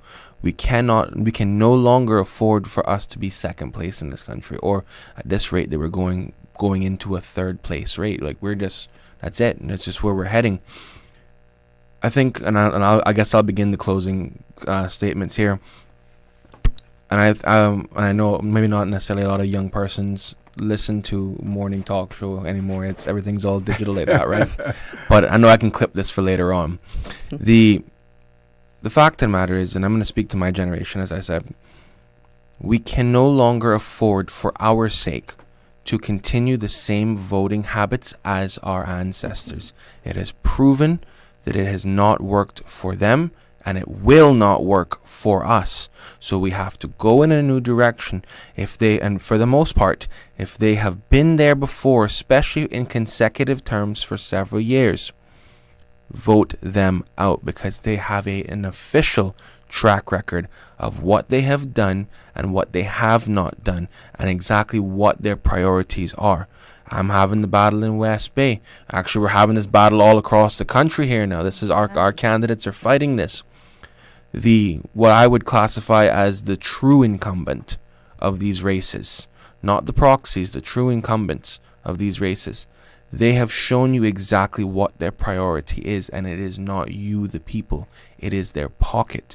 These decisions, and I've been hitting this on the campaign trail for a while now, we elect individuals that make decisions for pocket, not for people. And if we want to get ahead in this country, we have to get that style of representative out of here. I am currently in the battle right now, trying to explain to people that all West Bayers love barkers. But guess what? One of my biggest battles is that we're seeing a reimagining of an old suit, a reimagining of a recycled thought process, saying that we're now going to save areas like Barkers. But yet, if we look at things like the NRA deal from way back when, Barkers was on the chopping block when you had the ability to decide what was going to be part of these government contracts. So you've shown us exactly what your priority is, and it was not the unequivocal protection and preservation of West Bay's biggest natural treasure. It was for yourself and for the special interests. So as an individual, it's stepping forward to represent my generation, because when I look in that parliament, I do not see individuals that represent my interest. Ever. Have not seen it. So I'm going to become the representation I want to see in this country. And it starts by us not recycling, I don't even know the word to call them, has-beens, wash-ups, rejects. And I'm going to be unapologetic on this Friday about it. It starts with us not re-electing them.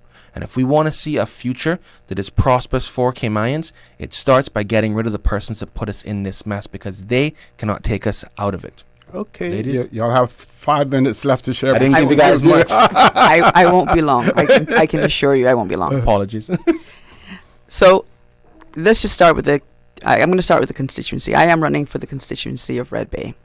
And I think in speaking, in living in Red Bay and talking with the residents, we have the same predominant comment. We haven't seen a representative. We haven't seen any action from our representative in 8 years. Just missing. Our community issues are predominantly the same as they were 8 years ago. The Bimini Drive road that was supposed to be gazetted, that was supposed to be the pass-through, speed bumps, CCTV, drainage, flooding, they're all the same. But what's coming to the forefront now for the community, the constituency of Red Bay, is all of the national issues that we haven't solved. And so I know we're back this afternoon at 12:15, so I'm not going to go off into any deep end, but I want the listening public to know that when we come back this afternoon, I do want to bring to the table the finances of the government and where we are, because everybody knows accounting is my core, and we have spent 3 hours this week, I think, Monday, they put us, or we are in working groups all the time. I think we had a 3-hour working group on Monday, the CINP did, and we reviewed the financials of the government from 24 to 25. I have looked at the numbers, I have looked at cabinet papers, I have read, and I am stunned, absolutely stunned by some of the things I've seen. And as an accountant, I am telling you, this is no longer acceptable.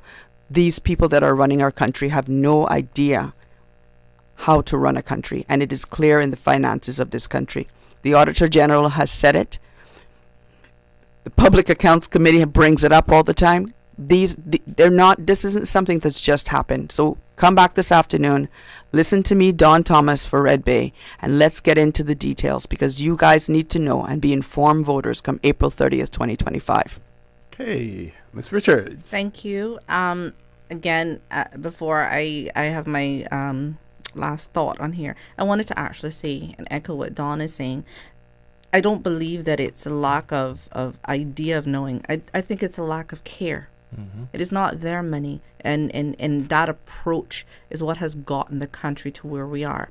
So, again, I'm Jeeva Richards, running as a candidate in East End, and, we have many issues facing our country, and in particular the East End constituency. One of the things that has been very consistent is that the people of East End feel forgotten. They feel left out. They look around, they look to the rest of the country, they look to their neighbors to the left or the east, depending on which direction you're coming from, and they see development, they see improvement, they see investment. And whether it's infrastructure or jobs or just a dock that we have not had fixed in quite some time. And again, I said this yesterday on The Buzz, we are a seafaring community. Our heritage, and that's it. I mean, you will see every single day somebody, and not to have access to something that is so key and core to us. And I know right now there are efforts to fix it, but we're 3 weeks out from election. Should not have taken 3 years and 9 months. Or, 10 months to fix. So we have many things that we have been working on, and we are keen to make sure that we move the country forward in the direction that it needs to go, not for ourselves, not for today, but for all generations. Okay, I want to thank all three of you as well, and I want to say to our listening audience, when we return, you have heard from some of the candidates. We'd like to hear from you now, the voters, the potential voters out there. So we're going to have an open line from when we return until 10 o'clock. Rejoin me as soon as we return from this commercial break. For the record, we'll be back shortly.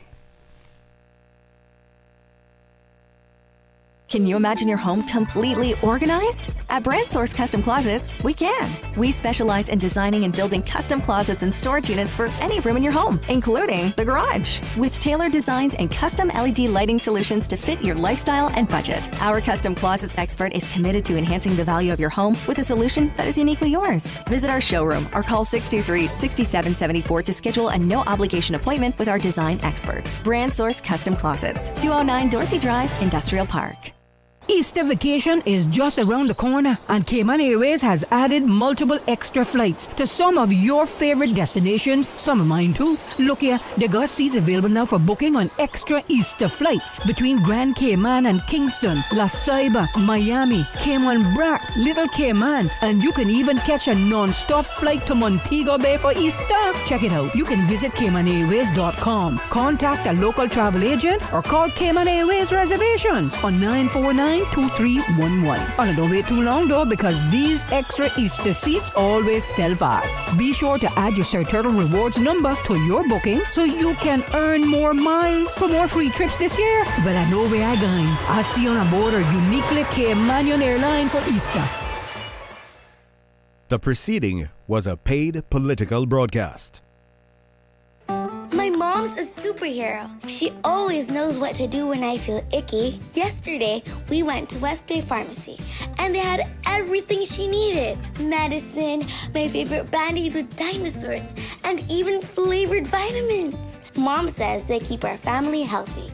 I think they're magic. don't tell anyone. I think superhero shop at West Bay Pharmacy. West Bay Pharmacy, where the superheroes shop. West Bay Pharmacy and Centennial Towers. Convenient quality care is just around the corner.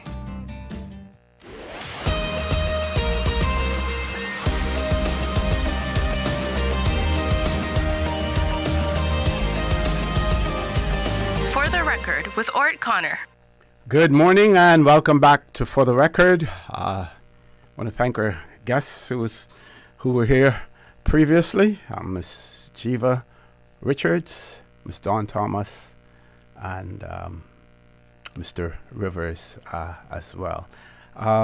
So the phone lines are open now. Our toll-free number provided courtesy of Flo, 1-800-534-8255. Also 949-8037, 949-6990, or WhatsApp number 925-3261. Those of you who were listening in yesterday afternoon on Talk Today, you heard me talk about avoiding the scare tactic in terms of ensuring that accurate information is disseminated to the public, whether it be on debate platforms or at other political meetings as well. Extremely, extremely important that we give the facts and present them accurately, as well. We don't want to create fear amongst our people. And of course, in speaking about government's finances and the pre-election report that is required by law, I'm going to share with you the article in relation to the governor's comments. This is, and I'm taking this one from Cayman News Service. It says UK won't step in yet over potential FFR breach. Right? So the article starts by pointing out that the results presented in the pre-election economic and financial update for the year, this year, and next year, so it's for 2025, 2026. They are projections only, projections, right?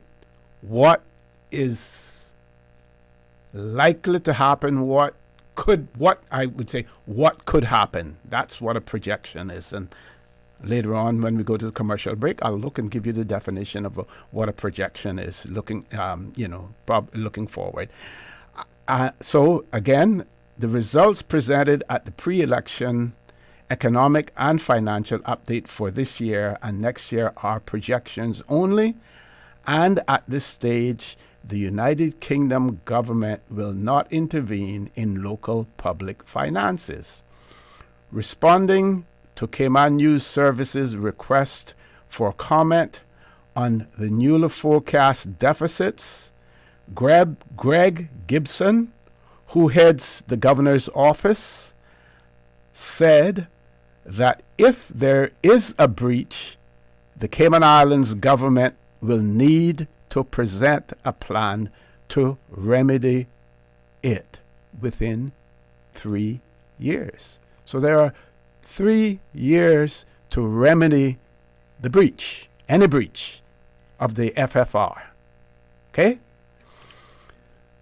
The current projection for this year represents a negative turnover for the public purse of a whopping $80 million. However, the only pending breach of the Public Management and Finance Act is the core government deficit of $26.2 million by year end, which the new administration will need to turn into a surplus before it publishes its strategic statement in July. So you need to take a $26 million deficit and turn it into a surplus to address the breach. Okay? Gibson said that the projections are not the actual spending trajectory for the year, and measures and decisions made by a future government could mitigate the projected deficits. I'm going to pause there for a second and say, so if that is what is being said there, then to me, my viewpoint is that the candidates out there, rather than looking backwards, should be looking forward to say, we do have a deficit of 26 point something million dollars. And here is how we're going to restore the Cayman Islands so that we are in compliance with the FFR. But of course, we know politics is politics, and everyone wants to get elected, so they're going to use whatever strategies they decide to employ that they feel are likely to make them successful at the polls. Soon come to a caller. I'm going to. This is almost finished with this. So it goes on to say, UK intervention in the budgeting and planning of the Cayman Islands government's finances would only be triggered in the event of an actual breach of the framework for fiscal responsibility. That's the FFR. Or if there is clear and firm evidence which would indicate an imminent breach. Such evidence would typically be provided through the strategic policy statement, which is expected to be presented to the Parliament at the end of 2025 for the 3-year horizon covering financial years 2026 to 2028 inclusive, he said. However, in the event of a breach of the FFR, the Cayman Islands government would have to present a plan to the Foreign and Commonwealth Development Office to remedy it within 3 years. And I shared with you yesterday afternoon, and I will attempt, if time allows, to share with you today again that what the conditions were when the Cayman Islands budget and finances were actually taken over by the UK government. Let's go to the phone lines. Caller, good morning. Welcome to For the Record. Good morning, Mr. Conner. How are you today? Good morning. I'm fine. How are you? And how's the BRAC? The BRAC is great. A lot of things going on with my cat sanctuary. I need a lot of donations. If you don't mind giving me 1 second to appeal for that, then I tell you what I really call for. Okay, go ahead.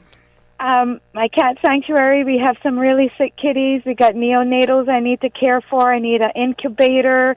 I need a lot of baby food, the KMR milk, and if you can't do any of the physical donations, my account at Cayman National Bank is 012-67196, and it's Carrie Whitaker. I'm trying to raise $2,000 because one of the medical bills for one of the sick kitties is going to be several hundred or maybe $1,000. So whatever you can do, it's not for me, it's for the cats. Okay. And, Is there a resident vet over in BRAC? Right now, we have Mr. Miller, Dr. Miller, and he's leaving this month. I think he has one more clinic. He's right now doing surgery on the mama cat that we found today that had been missing after she gave birth, and apparently something occurred with her giving birth after that caused her to get very sick, and she crawled her way back to the colony, and we got her to him this morning. So, yeah. He's going to be gone in another week or two, and then we won't have a vet here till he comes back again. And I think he comes back like November each year for 6 months. Okay. And that's it. Okay. So that's all we have, and that's the best. You know, we utilize him a lot up here. We're so grateful for him. We need to give that man status or permanent residency for all the good he's done for us in the BRAC. We're so grateful to him. God knows.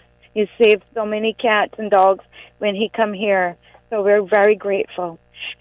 Anyhow, I want to say, I'm listening to this party talking about the ones you just had on from Cayman Islands National Party, that they've dissected the immigration law.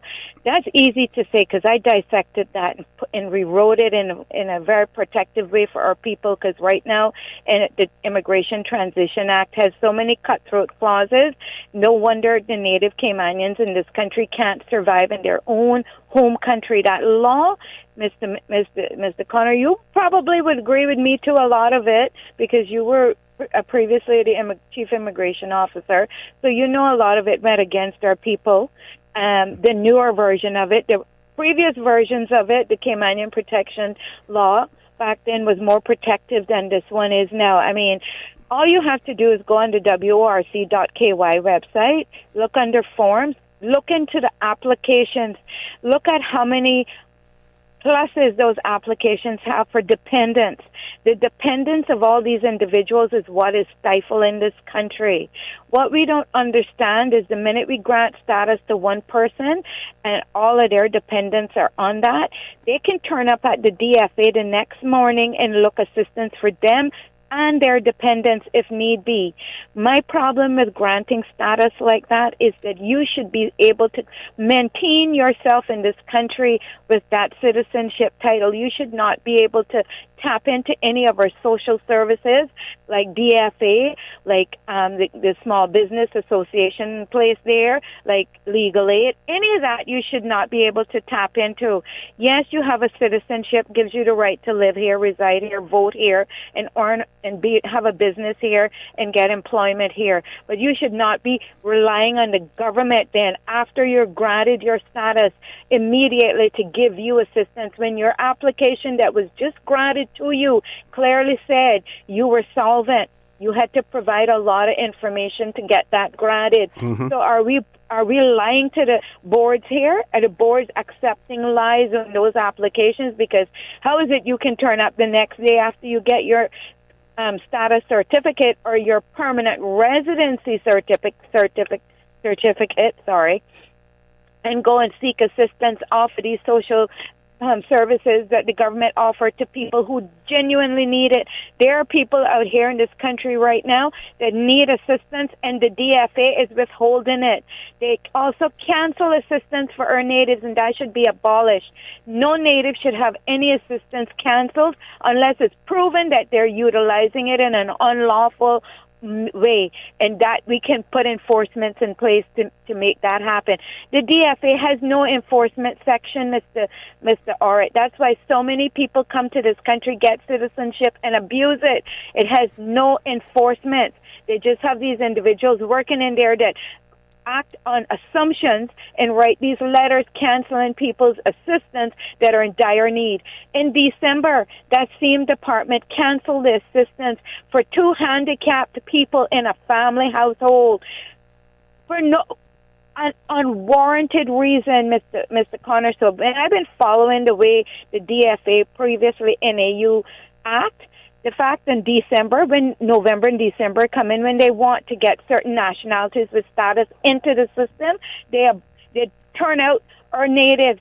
And I have watched that happen for years, and I got enough proof to blast that department right into space for doing that very segregating, biased, and prejudicial act towards our native Caymanians, and it should stop. Caller, thank you. Not have to endure that. Thank you. Thank you very much. We have to go to commercial break. We have a few callers on hold as well. As soon as we return, we will take those calls. Please stay tuned for the record.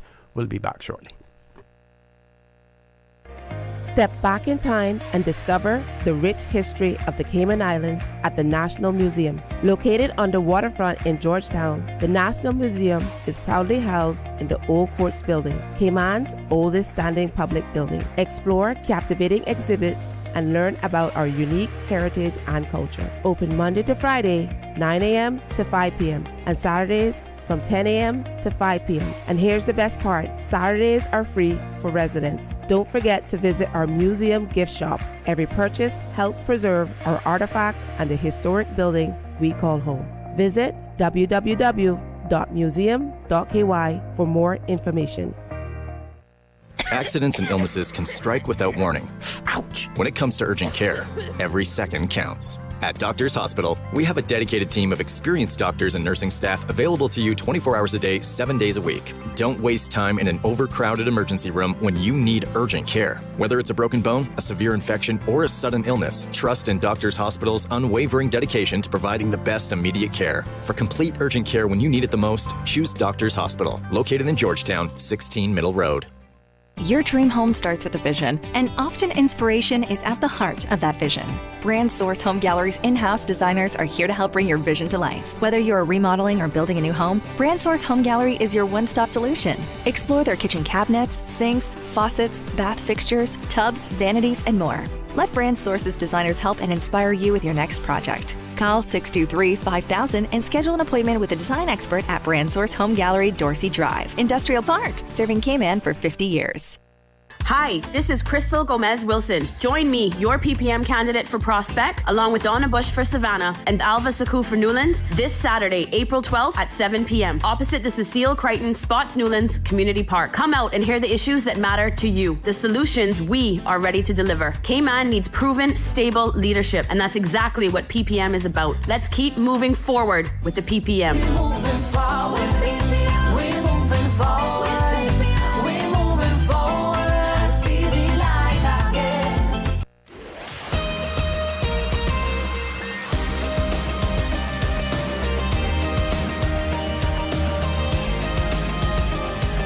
For the Record with Orrett Conner. Good morning. Welcome back to For the Record. Ms. Susan, the voice note first or the live caller? We'll do the voice note now. Also, see, my question is to all the candidates. Why are the candidates not also talking about they're gonna work with some, whether it's workshops or having public announcements to ask parents to step up to the plate? They're constantly talking about education and the huge failure rate, right? Yet we have teachers getting paid $5,500. We have all classrooms air conditioned.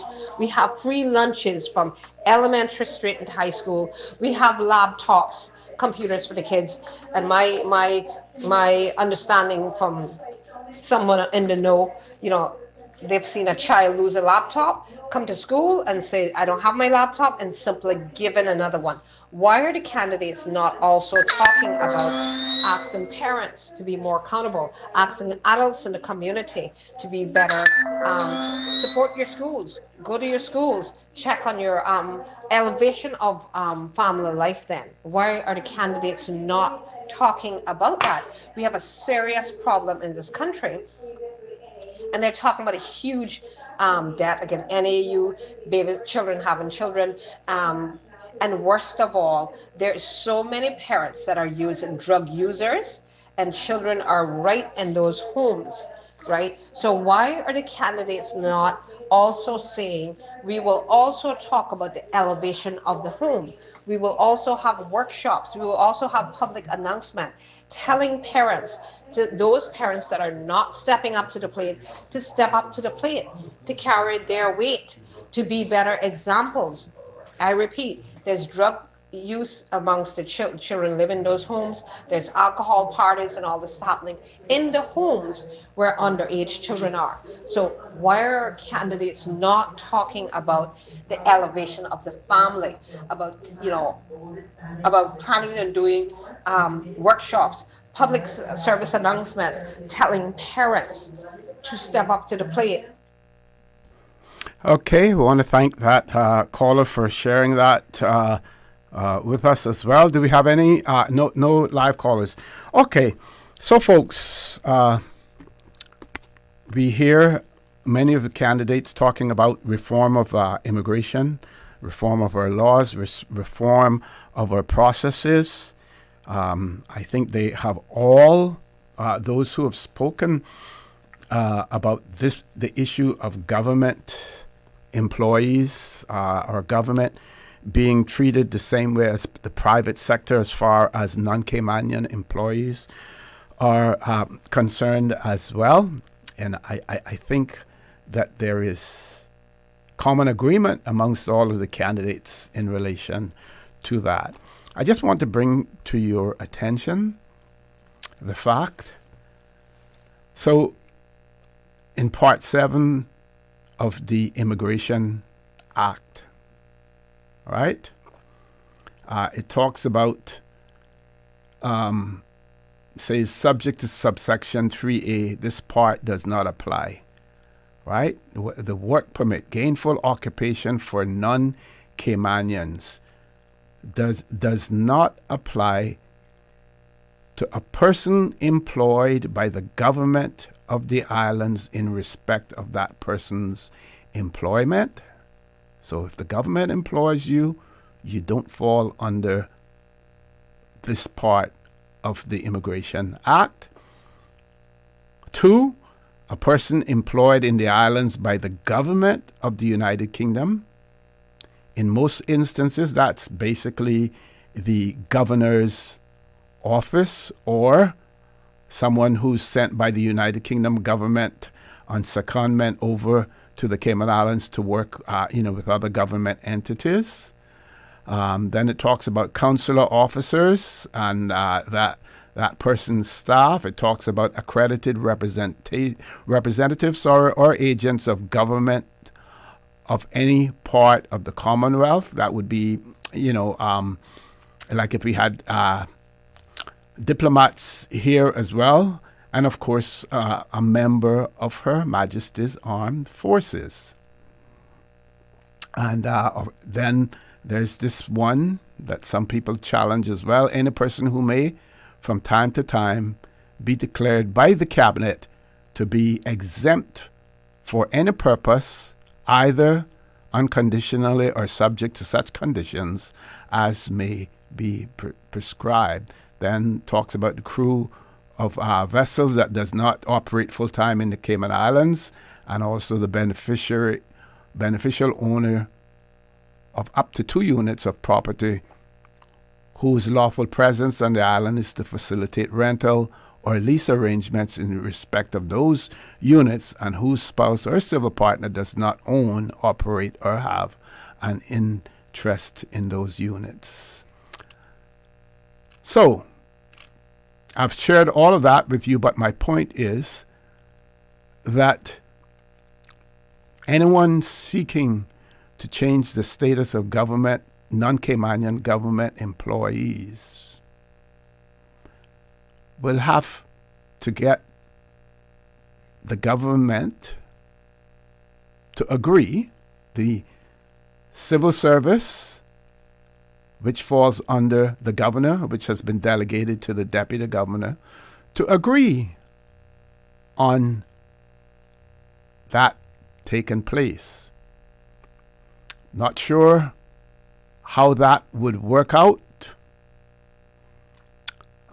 We see in the United States now, for instance, there are questions as to whether when the Supreme Court, when they rule against the government and the government refuses to adhere to that ruling, then what should happen? What happens from there? Sometimes it's a gray area. In this case, we would have to get the government to agree. I do believe, and some of you may recall, that there may have been some discussion on radio about this before.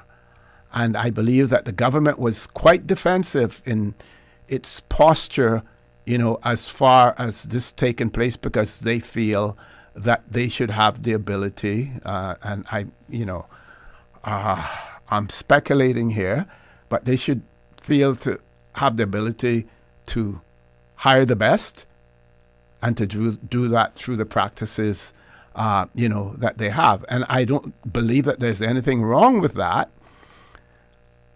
What the question has to do is more with retention and rollover, because that is what most candidates, most politicians are talking about. If you're going to roll over people in the private sector, they should be non-Caymanians on work permits, people on work permits. Then you should roll over non-Caymanians in government as well. They shouldn't be given an advantage in terms of the security of tenure that they have and their ability to apply for permanent residence with unfettered or under different circumstances than other non-Caymanians as well. We have several callers. Let's grab the first caller. Good morning. Welcome to For the Record.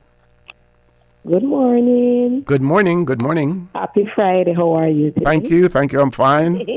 I'm good. I just want to say, there is no perfect one on earth. And I believe when Mr. Marker was there with the budget, he did a good job. And then when Mr. Saunders took over, he did a great job. And say what they want to say about him, he did a great job. But the color of your skin in this country have a lot to do with us in our island. So I think when he gets back in, I think he should take that position back and get our country back, the management of our money. You know what I mean? Mm-hmm.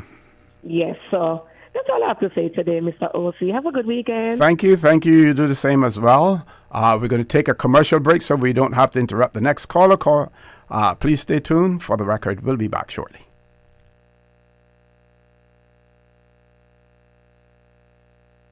Doctors Hospital provides urgent care services 24 hours a day, 7 days a week. And Doctors Hospital's urgent care physicians have access to the most advanced MRI and CT imaging in the Caribbean, providing reliable diagnostics when you need it most. When you need quality urgent care for an illness or injury, Doctors Hospital is here for you 24/7. Whether it's a migraine, chest or abdominal pain, shortness of breath, broken bones, or another urgent need, Doctors Hospital at the top of Walker's Road. Urgent care right now. Step back in time and discover the rich history of the Cayman Islands at the National Museum. Located on the waterfront in Georgetown, the National Museum is proudly housed in the Old Courts building, Cayman's oldest standing public building. Explore captivating exhibits and learn about our unique heritage and culture. Open Monday to Friday, 9 a.m. to 5 p.m. and Saturdays from 10 a.m. to 5 p.m. And here's the best part, Saturdays are free for residents. Don't forget to visit our museum gift shop. Every purchase helps preserve our artifacts and the historic building we call home. Visit www.museum.ky for more information. Looking for fresh, healthy food that's full of flavor?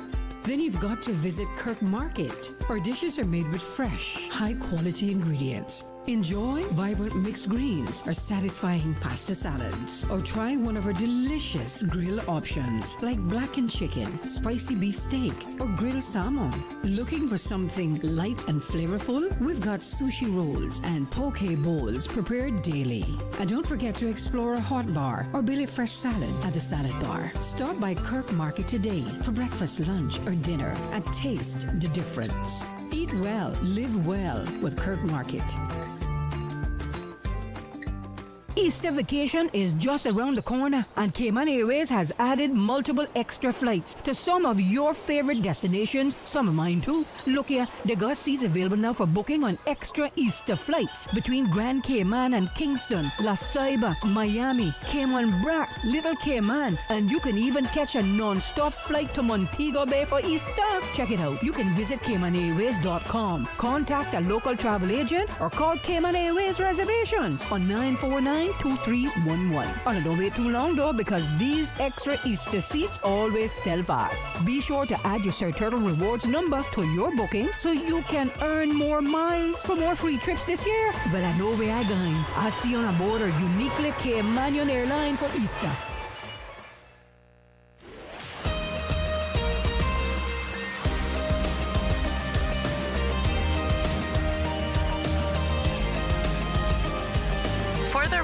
With Orrett Conner. Good morning. Welcome back to For the Record. We have about 14 minutes left to go in the show this morning. One of our listeners has said, I think spreading inaccurate information about any government department is dangerous. The Department for Financial Assistance, legislation, regulations, and policies are all available for the public to see. And if you want to know about the regulations, the legislation, the policy, visit dfa@gov.ky. Let's go to the caller. Caller, good morning. Welcome to For the Record. Good morning. I'll see you again. Good morning again. How are things? Yeah. Anything new since we last spoke? I just home cooking up a storm. Okay. Well, see, it's sad. It's really sad when those youngsters they're putting themselves up for the election have to come on your show and spend most of the entire segments talking about getting qualified Caymanian employed into an industry and an island that their grandfather and grandmothers and the likes built. I'm not talking about creating an industry for them to be employed in. I'm talking about being educated and can't get in to an industry where we have imported over 35,000 people to work within our 78 square miles, and they have to be at home on the sofa and spend most of the day sending resumes to see if they will be accepted, and just cry about not Caymanians not being entitled because they are Caymanians. Well, see, that got to stop. We are entitled.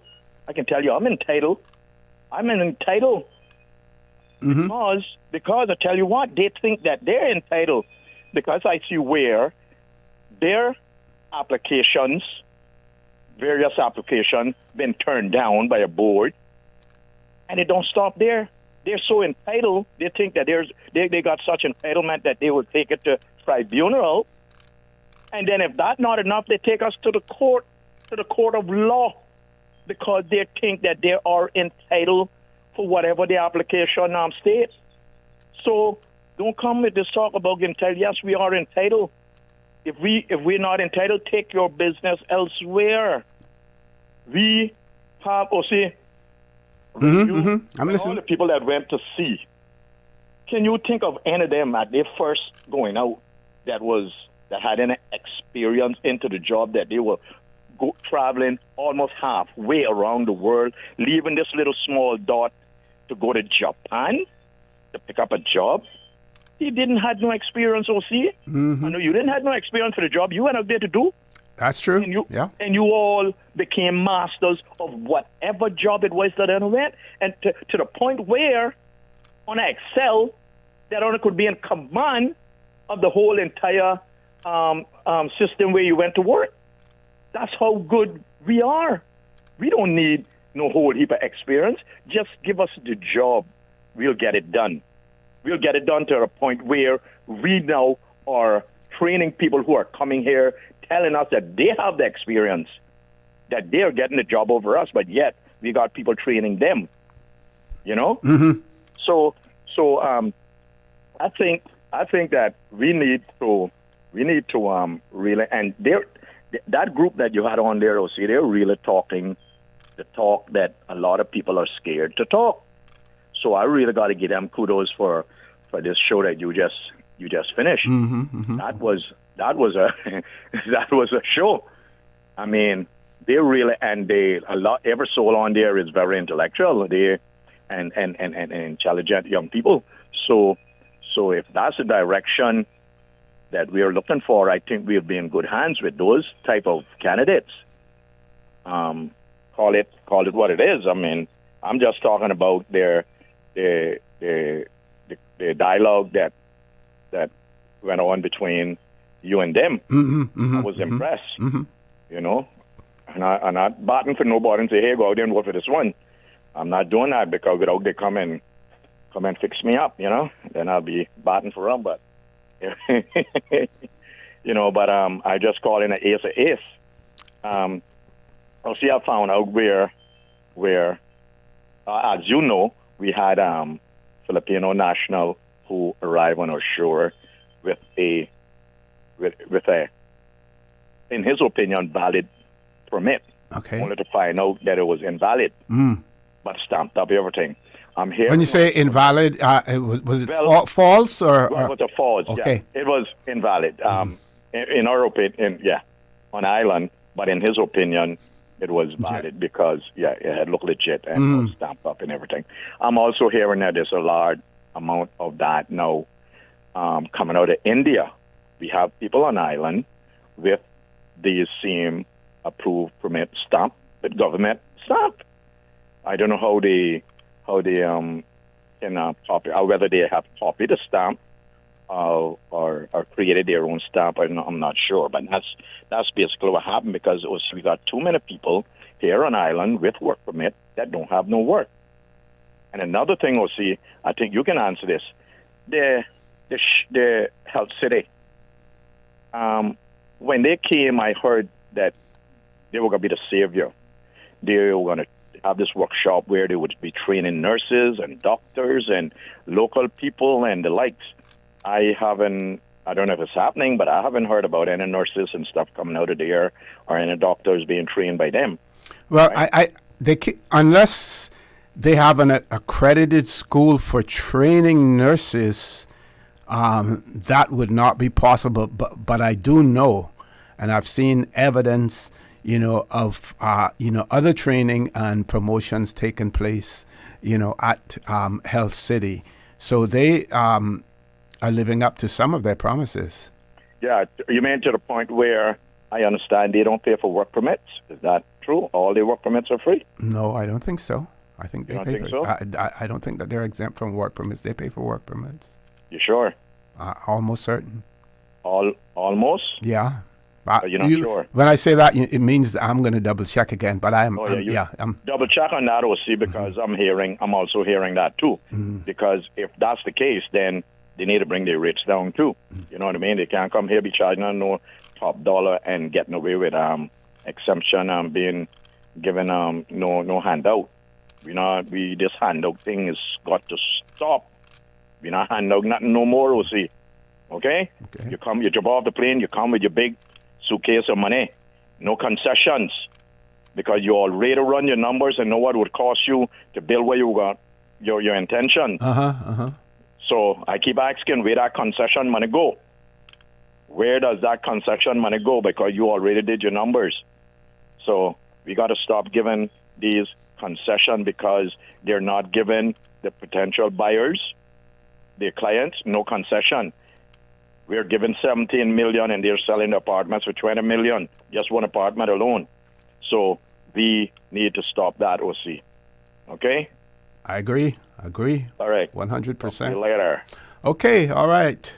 Any more calls on hold, Ms. Susan? No callers, and we have about 6 minutes left.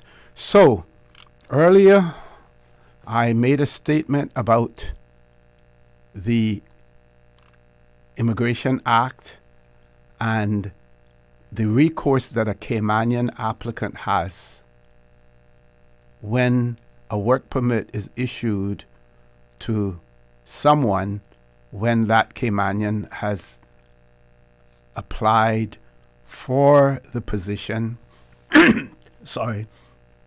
and for whatever reason, their application may have been rejected, and by the company, and as a result, a work permit has been issued. And I said, and I still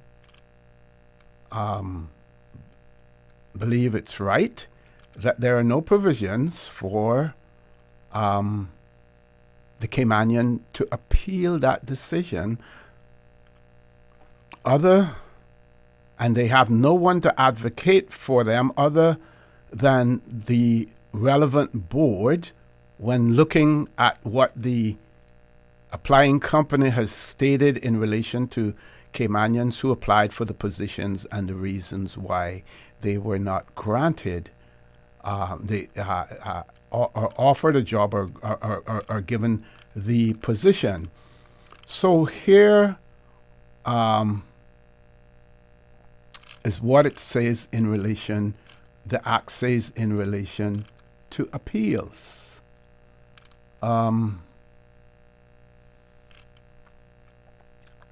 So it says, save as otherwise provided in the Act, any person, this is section 21, subsection 1, and I'm looking at the 2022 revision.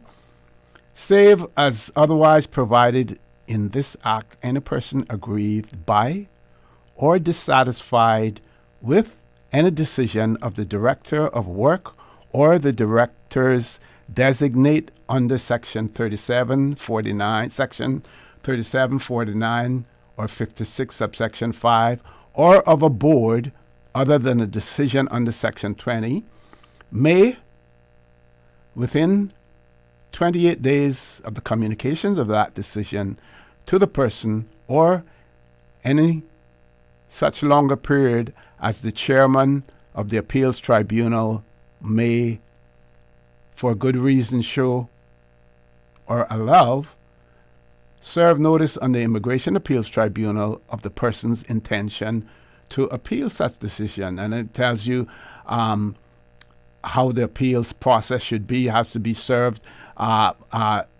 be made in writing, addressed to the Secretary of the Immigration Appeals Tribunal. In the case of an appeal under Section 20, Secretary of the pertinent board, and such other notice.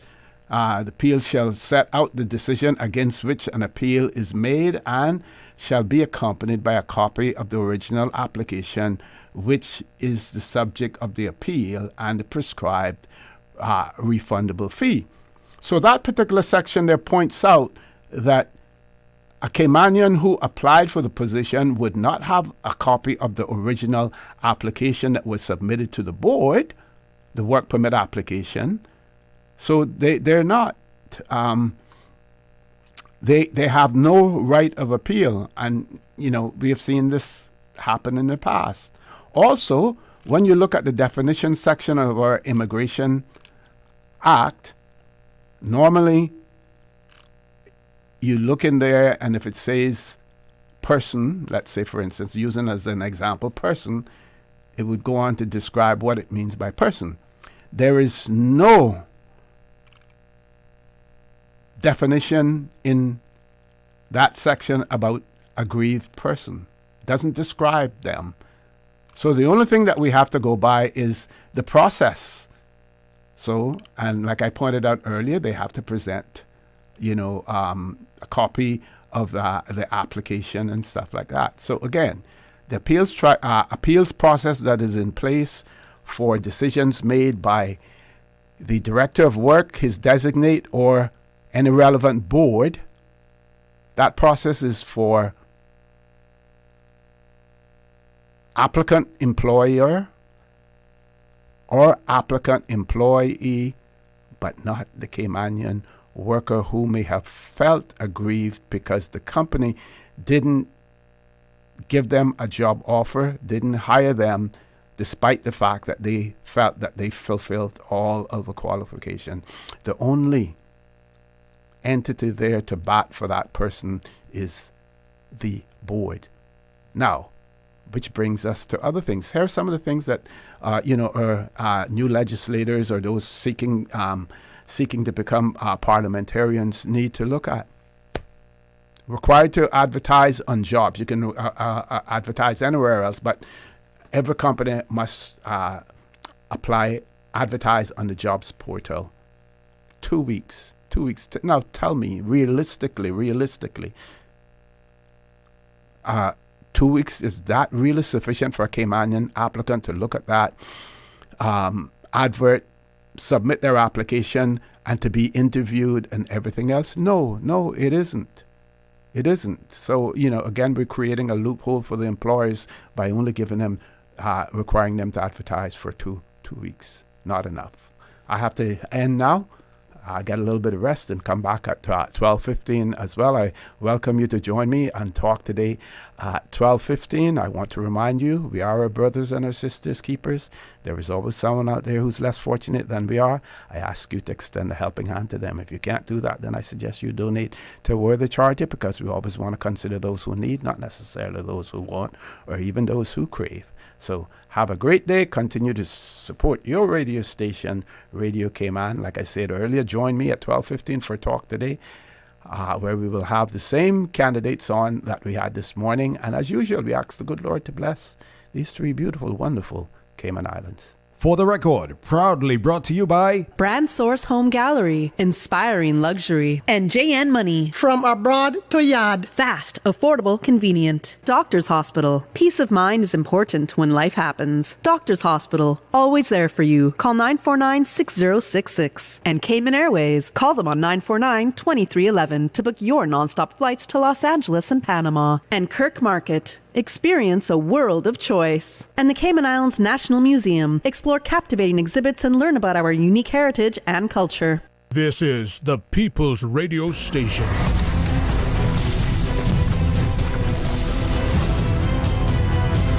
Radio